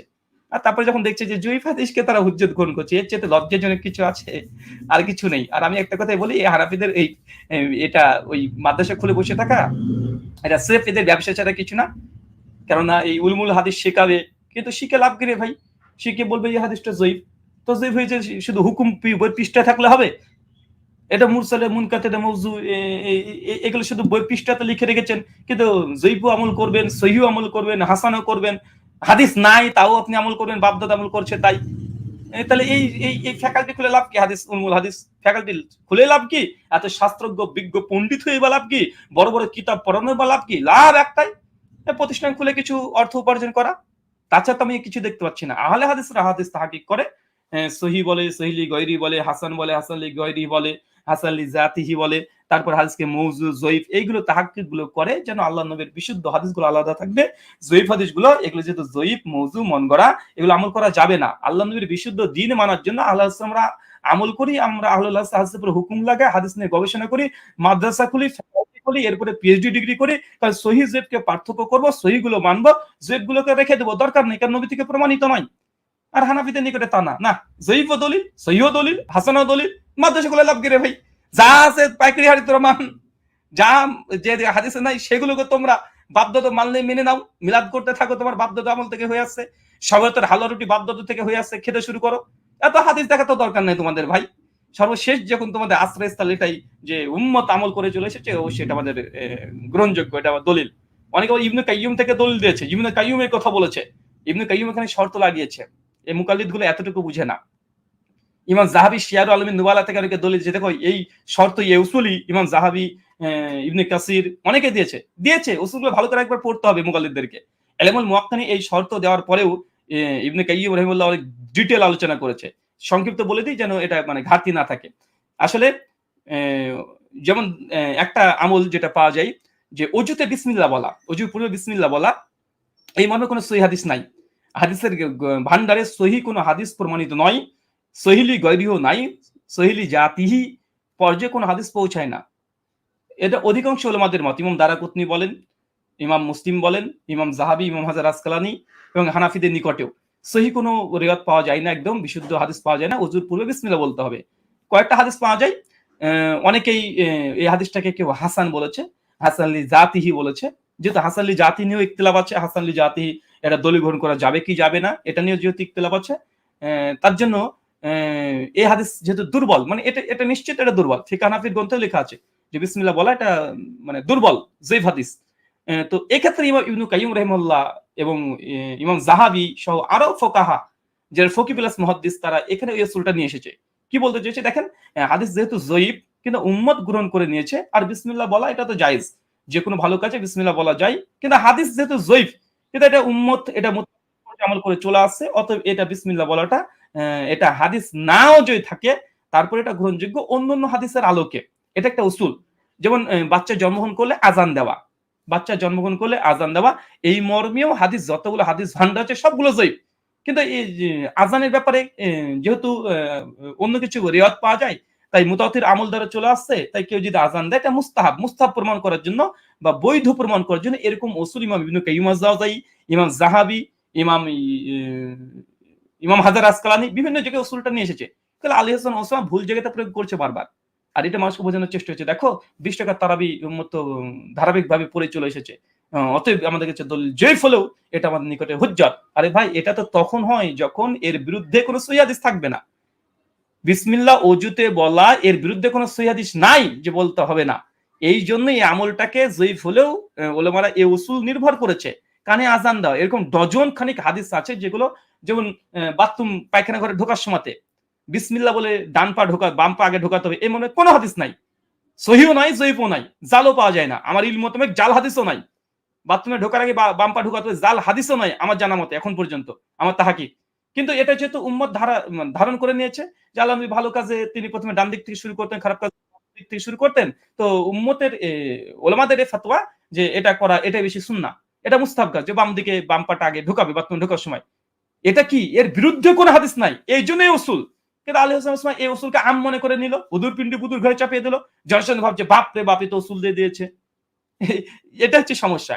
আর আমি মূলত ডিবেটে যেটা পৌঁছানোর চেষ্টা করেছিলাম যে ওদেরই জবাব যারা বলেছিল ১২৮৪ হিজরির পূর্বে ৮ টাকাতে আন্দোলন কেউ করেনি, আর ৮ টাকাতের পক্ষে কোনো হাদিস নাই। আর আমি বারবার প্রমাণ করার চেষ্টা করেছি যে তারা ২০ টাকাতে হাদিস যায়ীফ এবং ৮ টাকাতে হাদিসের প্রতি যা অভিযোগ এসেছে সেগুলো দিয়েছে। আর এই উসুল যেগুলো নিয়ে এসেছে উসুলগুলোকে খণ্ডন করা হয়েছে খুব কম সময় ধরে, কারণ ওখানে বেশি সময় দিয়ে দিলে মানুষের মাথার উপর দিয়ে চলে যেত। আর এই স্বয়ং উসুল নিয়ে যখন বিতর্ক আছে তখন আমি এই মুনকাতে হাদিস বা এই উম্মতের গ্রহণ করে নেওয়া এই বিষয়ে আমাকে কমপক্ষে আধা ঘন্টা আলোচনা করতে হবে। ওই জন্য আমি ওসুলের দিকে অত যাইনি, আর এগুলো ওসুলের দিকে যাইনি, কারণ এই ওসুল সাধারণ আম জনতা বুঝে না, কিন্তু ওলামা সমাজ যারা আছে হানাফি, দেওবন্দি, বেরলভী বা তারা বুঝে যে আলী হাসান ওসামা ওসুল ভুল জায়গাতে প্রয়োগ করছে, এই ওসুল বাতিল জায়গায় প্রয়োগ করছে, ওলামারা বুঝে নিক। কিন্তু সাধারণ আম জনতার আমি দায়িত্ব নিয়েছিলাম, ওলামাকে বোঝানোর আমি দায়িত্ব নিইনি, কারণ এরা তারা জানে, জানা বোঝার পরেও তারা এই হককে গোপন করে রাখে। তার জন্য ওলামার দায়িত্ব আমি নিইনি, সাধারণ জনগণের দায়িত্ব নিয়েছি। আলহামদুলিল্লাহ সাধারণ জনগণের কাছে পৌঁছে গেছে, হানাফিদের মধ্যে পৌঁছে গেছে। এই জন্য অনেকেই বারবার বলছে যে রেজাউল করিম আবরার থাকলে আমাকে অনেক তুলোধনা করতো, আলী হাসান ওসামা আসলে কোনোদিন বিতর্ক করেনি, তো তিনি বিতর্কিক না। তাহলে ব্রাদার রাহুলের যদি বিতর্ক করার অভ্যাস আছে, তাই কেসের তার প্রেজেন্টেশন, তার অ্যাটিটিউড এগুলো সবকিছুই ভালো ছিল এবং অনেক এগিয়ে ছিল। এটা দেওবন্দি হানাফিরাই স্বীকার করছে অনেকে, এবং বারবার কমেন্ট করছে, ফেসবুকে লিখছে, অন্তর থেকে এটা বিশ্বাস করছে। এই জন্য আমি এই উসুলগত দিকটা অতটা যাইনি। নচেত আমার উসুলে হাদিস পুরো আমার বই লেখা আছে রে ভাই, আমার রকমতে পেয়ে যাবেন। মুদাল্লিসের আনানা হাদিস, ওইখানে মুরসাল হাদিস কখন ইরসাল হয়, মুরসাল হাদিসের রূপ কি, এগুলো নিয়ে সংক্ষিপ্ত পর্যালোচনা আমার ওই বইটাতে করা আছে। ২ বছর আগে বইটা বের করা হয়েছে। আমি উসুল নিয়ে আলোচনা করতে যাইনি, কারণ উসুল নিয়ে আলোচনা করতে গেলে এই ১১ রাকাত ২০ টাকাত এটার দিকে আমি সমাধানে আসতে পারতাম না। ওই উসুল নিয়ে আমাকে পড়ে থাকতে হতো, যেটা 99% মানুষ বুঝে না, আমজনতা। আমাদের ভিডিওটা আমার ফেসবুক পেজ থেকে প্রায় ৪০ লক্ষ মানুষ দেখে নিয়েছে। উনার পেজ থেকে প্রায় ২০ লক্ষ মানুষ দেখে নিয়েছে, ৬০, ৭০, ৮০ লক্ষ মানুষ দেখে নিয়েছে। তো উসুল এই ৮০ লক্ষের মধ্যে লাগভাগ ধরে নেন ৭৫ লক্ষ মানুষ বুঝে না। তাই আমি ওখানে সময়টা নষ্ট করতে চাইনি, প্রয়োজন বোধ মনে করিনি। বরং আমি এখানে প্রয়োজন বোধ মনে করেছি যে না, আমি এইখানে আলোচনা করি ২০ টাকাত ৮ টাকাত, এবং হাদিস যে হাদিসে কত মজবুত, আর হানাফিদের দলিল যে মুনকাতে, আর এগুলোকে বিভিন্ন বিক্ষিপ্ত উসুল দিয়ে, বিক্ষিপ্ত ব্যাখ্যা দিয়ে, যুক্তি দিয়ে সহি প্রমাণ করার চেষ্টা করুক, মানুষ এটুক বুঝে নিক, এটাতে আমি সাকসেস আলহামদুলিল্লাহ। আর যে উসুল উনি প্রয়োগ করেছে এটা ভুল উসুল উনি নিজেও জানে, হানাফিরাও জানে, এবং আহলেসের যারা পড়াশোনা করে তারাও জানে। এগুলো উলামা মাত্র ৫%। আমি ৫% মানুষকে নিয়ে কাজ করতে চাইনি, আমি ৯৫% মানুষকে নিয়ে কাজ করতে চেয়েছি। ৯৫% মানুষ বুঝে নিয়েছে। আর যারা তালেবে ইলম আছে দেওবন্দি হানাফিদের মধ্যে, বলবো যে ভাইজান আপনারা যারা পড়াশোনা করছেন একটু যে কোনো উসুলের গ্রন্থগুলো আপনার ওস্তাদ যেগুলো দিয়েছে একটু পড়াশোনা করবেন, বুঝতে পারবেন যে আপনার ওসমান সাহেব আপনাকে চোখে ধুলো দিয়ে চলে গেছে। আর আমি জানি আপনারা জানেন, এটা আপনারা জানেন যে মুনকাতে হাদিস কখনো হুজ্জত হয়, কখনো হয় না। তারপরে উম্মত গ্রহণ, কোন আমল গ্রহণ করলে সেটা হুজ্জত হয়, আর উম্মত সেই আমলটাই গ্রহণযোগ্য হবে যার বিরুদ্ধে কোনো সহিহ হাদিস থাকবে না। ২০ টাকাতের পক্ষে উম্মত গ্রহণ করেছে, কিন্তু এর বিপক্ষে কি কোনো সহিহ হাদিস ১১ টাকাতের নাই? আছে। উম্মত শুধু ২০ টাকাত না, ৩৬ টাকা, ৩৯ টাকা, ৩১ টাকা তো গ্রহণ করেছে। আর আমাদের আছে ফতোয়া এটা যে ৮ টাকাতে সুন্নাত, ২০, ৩২, ৩৬, ১০০, ২০০, ৫০০ যা পড়বা পড়ো রে ভাই। সুন্নাত সাব্যস্ত করতে হলে ৮ টাকাতে সুন্নাত ওমর আদেশ দিয়েছে, ২০ টাকা দেয়নি। ২০ টাকাতে দলিল, এটা মুনকাতে, সনদ বিচ্ছিন্ন। 8 রাকাত এটা সেই সনদ। 20 পড়া জায়েজ কি জায়েজ না এই মাসআলা নিয়ে আমরা ডিবেট করতে বসিনি। এটা আমার 4 বছর আগের ফতোয়ায় আছে। যে 20 টাকা তারাবি কেউ পড়তে চাইলে পড়তে পারবে, সমস্যা নাই। কিন্তু 20 রাকাতকেই সুন্নাত মুআক্কাদা বলা এটা বিদআত হবে। কেউ 20 পড়ুক, 22 পড়ুক, 24 পড়ুক, 36 পড়ুক, 100 পড়ুক, পড়তে থাক, সমস্যা নাই। তবে সুন্নাতের হুকুম আসলে 8 রাকাত। এটা আমাদের আজকের বিতর্ক না। আমি প্রায় 4 বছর আগেই আমি এই কথা জানিয়ে দিয়েছি মানুষকে। এটা আমাদের কোনো গোপন কথা না। তো এতটুকু বোঝানোর আমাদের দরকার ছিল। আমরা এতটুকু বুঝেছি। আচ্ছা, এখানে একটু দীর্ঘ আলোচনা হলো। হওয়ারও দরকার ছিল। মনে করেছিলাম। আচ্ছা, এখানে আরেকটা অভিযোগ আ আরেকটা অভিযোগ এখানে জাস্ট পর্যালোচনার মধ্যে। আচ্ছা, এই তো সিলসিলাতুল যাহাব গেল। হাদিস শাস্ত্র নিয়ে আলোচনা এটা চলে গেল। আচ্ছা, উনি আলোচনার মধ্যে বলছে উনি দেখবেন একটা ভুল করেছে ওসমা। ভুল করে তাকিয়াবাজি করছে। উনি দেখবেন যখন 20 টাকাতে প্রথম হাদিস দেয় তখন বলছে ইহইয়া সাঈদ আল কাত্তান। এবং ইহাই সাইদ আল কাত্তানি ফজিলত বর্ণনা করে যে 20 টাকাতের পক্ষে যে তিনি এরকম ব্যাপার দীর্ঘ আলোচনা প্রথম পর্বে ইহাই সাইদ আল কাত্তান বলেছে। কিন্তু আসলে ইহাই সাইদ আল কাত্তান রাবী নয়, এটা হবে ইয়াহিয়া সাঈদ আল আনসারী। দুই ব্যক্তি। উনি গত রাতে ভিডিওতে বলছে যে এটা উনি ইচ্ছাকৃতই ইয়াহিয়া সাঈদ আল কাত্তান না বলে ইয়াহিয়া সাঈদ আল আনসারী বলেছে। সরি, ইয়াহিয়া সাঈদ আল আনসারী না বলে ইয়াহিয়া সাঈদ আল কাত্তান ইচ্ছাকৃতই নাকি ভুল করেছে আমাদেরকে ধরার জন্য, আমাকে ধরার জন্য, যে আমি কত বড় জ্ঞানী এটা বুঝানোর জন্য, যে আমি ধরে ফেলবো তাকে, এই জন্য নাকি ইচ্ছাকৃত মিস্টেক করেছে। ওসমা সাহেব, উস্তাদজি, এরকম তাকিয়াবাজি করাটা অন্তত উচিত না। যেটা মিস্টেক আপনার হয়ে গেছে সেটা হয়ে গেছে, স্বীকার করে নেন যে না ওটা আমি ভুল করে বলে ফেলেছি। তো যাই হোক, ব্রাদার হল এটা ধরেনি। কিন্তু এটা আপনি ইচ্ছাকৃত এই বলটা ছুঁড়েছেন, ইচ্ছাকৃত না। ওই আলোচনা যে কেউ শুনলে বুঝতে পারবে এটা আপনার ভুল ক্রমেই হয়ে গেছে। কেন আপনি ওখানে বলে দিয়েছেন বিন বাজের শেখ সালেহ মুনাজ্জিদের ইসেও এই ভুলটা করেছে উনি পরবর্তী সময়তে। তো আমি যদি ফর সেক অফ আর্গুমেন্ট ধরে নিলাম উনি আমাকে চেক করার জন্যই উনি ভুল মানে ইয়াহিয়া সাঈদ আল আনসারীকে ইয়াহিয়া সাঈদ আল আনসারীকে কাত্তান বানিয়ে ফেলেছে, এটা যদি আমি বুঝতে নাই পারি, আমার খণ্ডনের সময়তে দেখেন দেখেন উনি বলছেন এটা নাকি কেউ ধরতে পারেনি, এটা কেউ ধরতে পারেনি, এটা প্রথম উনি নাকি প্রকাশ করলেন। অথচ আমি কালকে ফেসবুকে পোস্ট দিয়েছিলাম, উনি আলোচনার রত অবস্থায় রাত্রি প্রায় 10টা থেকে পোস্ট হয়েছে, প্রায় 22 ঘন্টা আগে আলোচনার দিনেই আলোচনা চলছে, ওই সময়তেই ইকবাল আউজাই আমাদেরই বন্ধু উনি ফেসবুকে পোস্ট করে দিয়েছেন যে ইয়াহিয়া সাঈদ আল আনসারীকে ইয়াহিয়া আল কাত্তান এনারা দুজন মিলেই বানিয়ে ফেলেছে, সমালোচনা করেছে। এটা আমাকেও বলেছে অনেকে আমাকে জানিয়েছে, ভাই ওখানে ধরলেন না কেন, ইয়া সাঈদ আল কাত্তান বলছে বারবার, আমাকে অনেকে বলেছে। কিন্তু আমার স্বভাব হচ্ছে এটা বিতর্কের পরে বিতর্কিত বিষয়ে আগেবারে আমি কোনো ফেসবুকে না লিখবো, না কিছু বলবো, না কোনো ভিডিও বানাবো, যতক্ষণ না প্রতিপক্ষ না বানায়। তাই আমার কাছে স্ক্রিনশট আছে, আমাকে জানিয়েছে, আমি তারপরে পোস্ট করিনি। তারপর পোস্ট করি কেন? কারণ এটা আমার স্বভাব না। যা ঘটে গেছে ঘটে গেছে, পাস্ট ইজ পাস্ট। মানুষ দেখবে, বিচার বিশ্লেষণ তারা করবে। আমি যদি আবার নতুন করে ভিডিও করি, এটা আমার দুর্বলতা। মানে আমি ডিবেটে কিছু বলতে পারিনি, এখন এসে বললাম। যেটা আলী হোসেন ওসামা উনি গত ভিডিওতে 27 মিনিট ধরে তিনি ওয়াজের ময়দানে গিয়ে তিনি কথাগুলো বলেছেন। মানুষ ওয়াজ করতে দেখেছে টাকা দিয়ে, আর উনি গিয়ে বিতর্কের বিষয়ে 27 মিনিট কথা বলছে। আশ্চর্য। তো এটা আমাদের ওলামারা, আমাদের ছাত্ররা, ওলামা না ছাত্ররা ধরে ফেলেছে ডিবেট রানিং বিতর্ক অবস্থাতে। আমি আজকে ফজরের সময়তে এটা আমি পোস্ট করেছি। ওনার আলোচনা যখন আমি শুনলাম, না ফজর না, রাত্রিবেলাতে, কালকে রাত 11টার পরেই আমি স্টেজে জলসার 10টার পরে, 10টার আগে আমি একটা পোস্ট করে দিয়েছি। আমাদের ছেলেরা তালেবে ইলম যারা মাদ্রাসায় পড়ছে তারা এটা ভুল ধরে রেখে দিয়েছে। কিন্তু আমি তারপর জানা বোঝা পরে পোস্ট করিনি কেন? কারণ আমার এটা অভ্যাস না। এটা আমার অভ্যাস না যে বিতর্ক হওয়ার পরে নতুন করে আমাকে আবার বিতর্ক বাধাতে হবে। যা হয়ে গেছে হয়ে গেছে। দেখেন নাস্তিকদের সঙ্গে বিতর্ক হয়েছে আসাদ নূরের সঙ্গে, আমি তারপরে কোনো ভালো মন্দ কিছু পোস্ট করি। কতজন আমার পক্ষে সাফাই গাইলো, ভালোবাসা দিল, কতজন বড় ভিডিও করলো, রিঅ্যাকশন ভিডিও দিয়েছে, কতজন হানাফি ভাইরা পর্যন্ত দিয়েছে, কত রিঅ্যাকশন করেছে। আমি কারণ না সেগুলো শেয়ার করি, না সেগুলোকে কমেন্ট করি, না নতুন করে ভিডিও করে পর্যালোচনা করার দরকার নেই।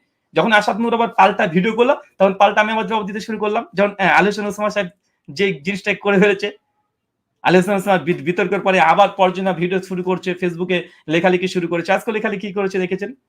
আচ্ছা, এরপরে দেখেন আচ্ছা, উনি বলছেন উনি নাকি ইয়াহিয়া সাঈদ আল কাত্তান এটা জেনে বুঝে তিনি ভুল ছুড়ে দিয়েছে আমার ইলম চর্চা, মানে ইলম দেখার জন্য। তা আমি কথা বলতে পারি যে হুজুর, আমিও আপনার ইলমের দৌড় দেখার জন্য আমিও, আপনি ইয়াহিয়া সাঈদ আল কাত্তানের কথা বারবার দাবি করছেন, আর আমি বারবার জবাব দেওয়ার সময় বলছি ইয়াহিয়া সাঈদ আল আনসারী, আর আমার সাইডে লেখাই আছে বারবার ইয়াহিয়া সাঈদ আল আনসারী। আপনি দিচ্ছেন কাত্তানের দলিল, আর আমি খণ্ডন করছি আনসারী দলিল দিয়ে। আপনি তো একবার বললেন না যে ব্রাদার রাহুল আমি তো কাত্তানের দলিল দিলাম, আপনি আনসারের কথা কেন বলছেন?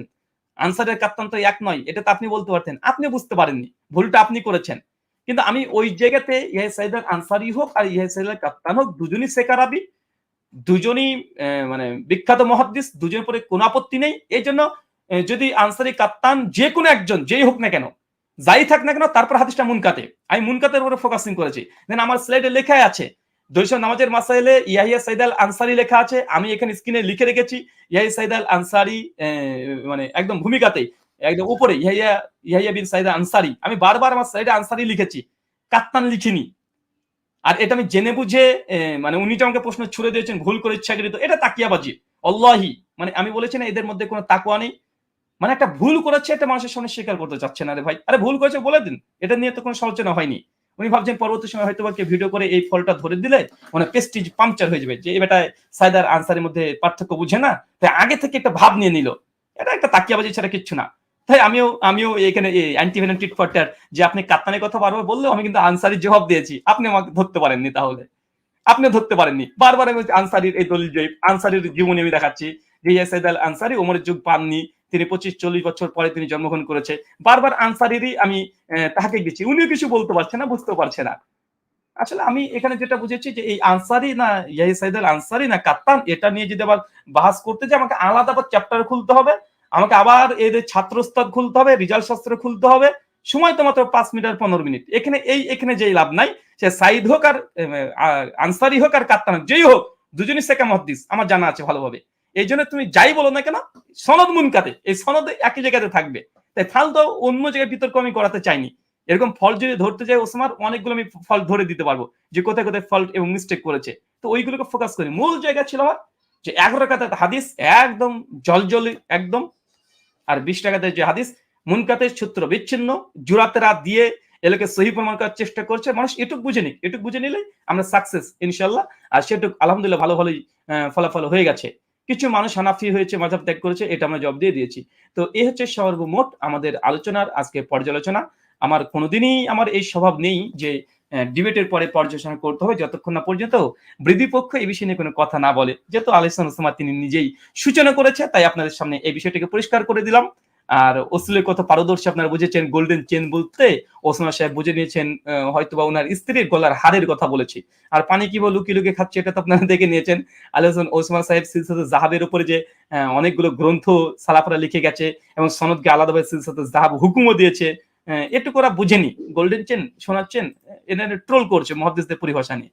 ছি নাউজুবিল্লাহ, আলেম হিসাবে এরা মানে কিভাবে করে আমরা বুঝি না। আর ইয়াহিয়া সাইদ আল কাত্তান আনসারী এটা তাকিয়াবাজি করছে নিজের ইজ্জতকে রক্ষা করার জন্য। মানুষ এগুলো সবই বুঝে না তা না, সবই বুঝে। তারপরে দল অন্ধ কিছু মানুষ থাকবে, ফেরেশতা জিবরিল আলাইহিস সালাম আসলেও তারা হক গ্রহণ করবে না। নবীরা স্বয়ং কাফের দেখে মুজিজা দেখিয়েছে, তাই তো তারা ঈমান আনেনি। আর এরা অত সহজে হকগুলোকে গ্রহণ করবে? তবে হ্যাঁ, আলহামদুলিল্লাহ প্রত্যেকটা হানাফি ঘর থেকে একটা দুটো করে আহলে হাদিস হচ্ছে। এটা আমাদের বরত্বের কারণে নয়, এটা দলিলের মজবুতির কারণে। বাংলা মানুষ তারাবি ইনশাল্লাহ এটা জেনে নিল যে 20 টাকাতে না, 20 টাকাতে হাদিস দুর্বল, 8 টাকাতে হাদিসটাই অনেক সহি। যতই তেরা পেঁচা করুক না কেন, মানুষকে ফিরিয়ে আনতে পারবে না। উসুল হাদিস অপপ্রয়োগ করেও হক থেকে মানুষকে বিচ্যুত করা জেনে মানুষ হকটাকে গ্রহণ করেই নিবে ইনশাল্লাহ। ওসমান সাহেবকে বলবো আরো বেশি বেশি করে পানি পান করুন। আমি বলেছি স্মৃতিশক্তি একটু ভালো থাকবে, আর তাকিয়াবাজিটা একটু কম করবেন, কম করবেন। আর হচ্ছে এতটুকুই থাকবে। এর পরবর্তী সময়তে আরো ডিবেট করবেন না আমরা জানি। পর্যালোচনা অনুষ্ঠানে আবার আপনার সঙ্গে আমাদের দেখা হবে। আপনার লিস্টে তো নাম ছিল না, লিস্টে নামটা ঢুকিয়ে দিয়েছি যে না আপনি মোটামুটি পারবেন, আপনি মোটামুটি যোগ্য আছেন, আপনার সঙ্গে কথা বলা যাই। তার জন্য ওই মুতালিব হোসেন সালেহকে 12 জন লিস্টের মধ্যে থেকে বাদ দিয়ে আপনাকে ঢুকিয়ে দিয়েছি আলহামদুলিল্লাহ। এরপরে আমি আগে বলে করতাম আপনি বাহাসের যোগ্য না। তো মোটামুটি যাই হোক, আপনি পড়াশোনা যা করেছেন মানে এগুলো দিয়ে মোটামুটি কাজ আপনি চালাতে পারবেন। তবে দেবন্দিতে মুখ উজ্জ্বল করবেন কিনা এটা দেবন্দির সংশয়ের মধ্যে আছে। বারবার মানুষ রেজাল্ট করে আবরারকে দেখতে চাচ্ছে, উনি থাকলে নাকি আমাকে অনেক কিছু করে দিত। এটা বারবার মানুষের আকাঙ্ক্ষা। তো আমার কিউট বা রেজাল্ট করে আবরারকে বলবো যে ওস্তাদজি, আপনাকে ওস্তাদজি বলে সম্বোধন করব, বাহাসে বা আলোচনাতে সুন্দরভাবে ব্যবহার করব। আপনিও বিতর্কে অনুষ্ঠানে আসতে হবে না, আপনি পর্যালোচনা ইলমীয় জায়গাতে আসেন, আলোচনা করেন। অনলাইন মানুষ দেখতে চায়, দেখেন মানুষ কত সুন্দরভাবে দেখছে। লাইভে 1 লক্ষ মানুষ, ইতিপূর্বে বাংলা ভাষাতে ছিল না। এই যে জেনারেল ছাত্র ব্রাদার রাহুল হোসেনের সঙ্গে ডিবেট বলে 1 লক্ষ মানুষের সঙ্গে মানুষ স্টিল নাও ডিবেটটা দেখেছে। 1 লক্ষ মানুষ দেখেছে। রেজাল্ট করে আবার এর আগে ডিবেট করেছে, এত ভিউ কেউ পায়নি আজ পর্যন্ত। ব্রাদার রাহুলের সঙ্গে যখনই ডিবেট হয়, সে নাস্তিক হোক আর হুজুর হোক, আলহামদুলিল্লাহ সবগুলোতে 70-80 হাজার ক্রস করে যায়। তাই মানুষ চাই যে আপনারা আমাদের সঙ্গে বসেন। আমি যদি মূর্খ হই, না জানি, এটা মানুষ বুঝে নেবে যে আমরা জানি না। এতে ডিবেট হলো। ফলাফল মানুষ দেখছে। আমাকে যদি মূর্খ মনে করে যদি খুশি হয়, খুশি হোক, সমস্যা কি? আমাকে পচাতে পারছেন তো, পচিয়ে দেন না। তাই রেজাল্ট করুন, আপনার উচিত একবার আমাদের সঙ্গে অন্তত বসার যেকোনো মাসাইলের উপরে। ওটা বিতর্ক নাম দিতে না চাইলে যে লজ্জাবোধ হয়, দিয়েন না। ইগোতে যদি বাধে। ইলমি মুজাকারা দিতে চান, দেন, সমস্যা নেই। প্রশ্নোত্তর দিতে চান, দেন, সমস্যা নেই। যেকোনোভাবে আসেন, কথা বলেন, আলোচনা করেন। মানুষ দুজনেরই দলিল দেখুক অন্ততপক্ষে। দলিল নিয়ে পরিচর্যা হোক, সেটা বাংলাতে হোক আর আরবিতে হোক, হোক না কিছুতে একটা হোক। আসেন, মানুষ দেখতে চাই। নচেত 1 লক্ষ মানুষ স্টিল নাও 2 ঘন্টা ধরে এই আলোচনা শুনবে, এটা হতে পারে? রেজাল্ট করুন আমরাও তো বিতর্ক করেছে। তার আলোচনা তো এত মানুষ শুনেনি। কিন্তু ব্রাদারের আলোচনা শুনতে মানুষ এত আগ্রহী কেন? সেটা নাস্তিকদের বলেন, বলতে পারেন যে ব্রাদার রাহুলের পরাজয় দেখার জন্য ওসমান সাহেবের বিপক্ষে আমরা এসেছিলাম। নাস্তিকদের সঙ্গে আছে, হিন্দুদের সঙ্গে আছে, তখনও মানুষের ভিড় আর ভিড়, ভিড় আর ভিড়। ফেস দ্য পিপুলে যে ডিবেট হয়েছিল আজ পর্যন্ত ব্রাদার রাহুলের ভিউজই সর্বোচ্চ এখন পর্যন্ত। বাংলা ভাষাতে যত লাইভ অনুষ্ঠান হয়েছে 1 লক্ষ ভিউ এট এ টাইম কোনোদিনই হয়নি। আমার পেজ থেকে 45K ছিল, আলোচনা ওসমানের পেজ থেকে সম্ভবত 25 থেকে 30K ছিল, ইউটিউব থেকে কমপক্ষে 20,000K ছিল। প্রায় 1 লক্ষ মানুষ এট এ টাইম দেখেছে। আর 24 ঘন্টার মধ্যে আলহামদুলিল্লাহ 60 লক্ষ মানুষ এই ভিডিওটা দেখেছে। তাই রেজাল্ট করুন আপনারা এই ইগোটিক ভাবটাকে পরিবর্তন করে অন্তত আসেন। বাহাস মোনাজারা করতে হবে না, যেহেতু ইগোতে প্রবলেম আছে। সেক্ষেত্রে আপনি এমনি আলোচনাতে আসতে পারেন, প্রশ্নোত্তর পর্ব নাম দেন, ইলমি মুজাকারা নাম দেন, টক শো নাম দেন, যে কোনো একটা শিরোনামে আসেন। এই বিতর্কিত বিষয়গুলো নিয়ে সাধারণ মানুষ এগুলো জানতে চায় জনতা। একটু আসেন, কথা বলেন, ব্রাদার রাহুলকে ডিস্ট্রয় করে দেন, মূর্খ প্রমাণ করে দেন, আরবি জানে না প্রমাণ করে দেন। ঠিক আছে? অন্তত এইগুলো আপনাদের করা উচিত। নচেত ব্রাদার রাহুলের যেভাবে ফলোয়ার ভিউ মানে যেভাবে চারিদিকে ছড়ে পড়ছে, এইগুলো আপনাদের হানাফি মাযহাবকে প্রশ্নবিদ্ধ করবে, আহলে হাদিস মাযহাবকে নয়। ব্রাদার রাহুলের আলোচনা শুনে 10 জন হলেও তারা আহলে হাদিস হচ্ছে, কিন্তু একজন আহলে হাদিস রাহুলের আলোচনা শুনে হানাফি হয়ে যাচ্ছে না। তাই এক্ষেত্রে আপনাদের ঝাঁপিয়ে পড়া উচিত। ব্রাদার রাহুলকে থামানো উচিত আপনাদের। কেননা এটা আপনাদের মাযহাবের জন্য ক্ষতিকর। ইগোটিক ভাবটাকে পরিবর্তন করে ফেলেন। এটা আপনার মাযহাবের জন্য কল্যাণকর হবে। যদিও আপনার বিরোধী পক্ষ, তবে একটা সুপরামর্শ আপনাকে দিলাম। এই সুপরামর্শটা কাজে লাগালে অন্তত মাযহাবের খেদমত আপনাদের হবে। ইসলামের খেদমত হোক আর না হোক, মাযহাবের খেদমত হবে। ওই যে অনেক জায়গাতে আপনারা করে থাকেন কি জানো? লামাযহাবী দমন কমিশন। অন্তত এই ব্রাদার রাহুল লামাযহাবীকে একটু দমন করার জন্য হলেও ওসমান সাহেবজন সমস্ত কিছু ছেড়ে দিয়ে তিনি এসেছেন অন্তত মানুষকে দেখাতে, নেক নিয়াতে। আপনি নেক নিয়াতটা করেন না। ওসমান সাহেব নেক নিয়াত করতে পারলে আবরার সাহেব, লুৎফর রহমান ফারাজি, শফিক কাশমি এরাই বা এই নেক নিয়াতে উম্মতের খেদমতে কেন ঝাঁপাতে পারবে না? ওসমান সাহেব কি একাই দায়িত্ব নিয়েছে উম্মতের? একাই দায়িত্ব নিবে গোটা উম্মতের? নেক নিয়াত শুধু তিনি একাই করবে, আর বদ নিয়াত নিয়ে, ইগো নিয়ে রেজাল্ট করে আবরার সাহেব আপনি বসে থাকবেন? শফিক কাশমি বসে থাকবে? লুৎফর রহমান ফারাজি বসে থাকবে? এটা উচিত নয়। অন্তত নিজের মাযহাবের রক্ষার্থে হলেও ব্রাদার রাহুলকে ডিস্ট্রয়, ধ্বংস করে দেওয়ার জন্য হলেও অন্তত একবার আপনাদের এসে ব্রাদার রাহুলকে ডিস্ট্রয় করা উচিত। আমি মনে করি একটা সুপরামর্শ আপনাকে দিয়ে দিলাম। ইনশাআল্লাহ আবারও পরবর্তী সময়তে দেখা হবে, যদি ওস্তাদ ওসমান সাহেব আমাদের এই ভিডিওর পাল্টা রিয়াকশন ভিডিও দেয়। আমি জানি আমি যেই তথ্যগুলো দিয়েছি খুলে খুলে এখন আর সম্ভব নয়। ডিবেটের সময় কম থাকে, অনেক কথা বলাও সম্ভব হয় না, কিন্তু সময় যখন আনলিমিটেড তখন অনেক কিছু নিয়ে আলোচনা করা সম্ভব। শুকরিয়া, জাযাকাল্লাহ খায়রান, বারাকাল্লাহ ফিকুম, ওয়া মা আলাইনা ইল্লাল বালাগ। আসসালামু আলাইকুম ওয়া রাহমাতুল্লাহি ওয়া বারাকাতুহু।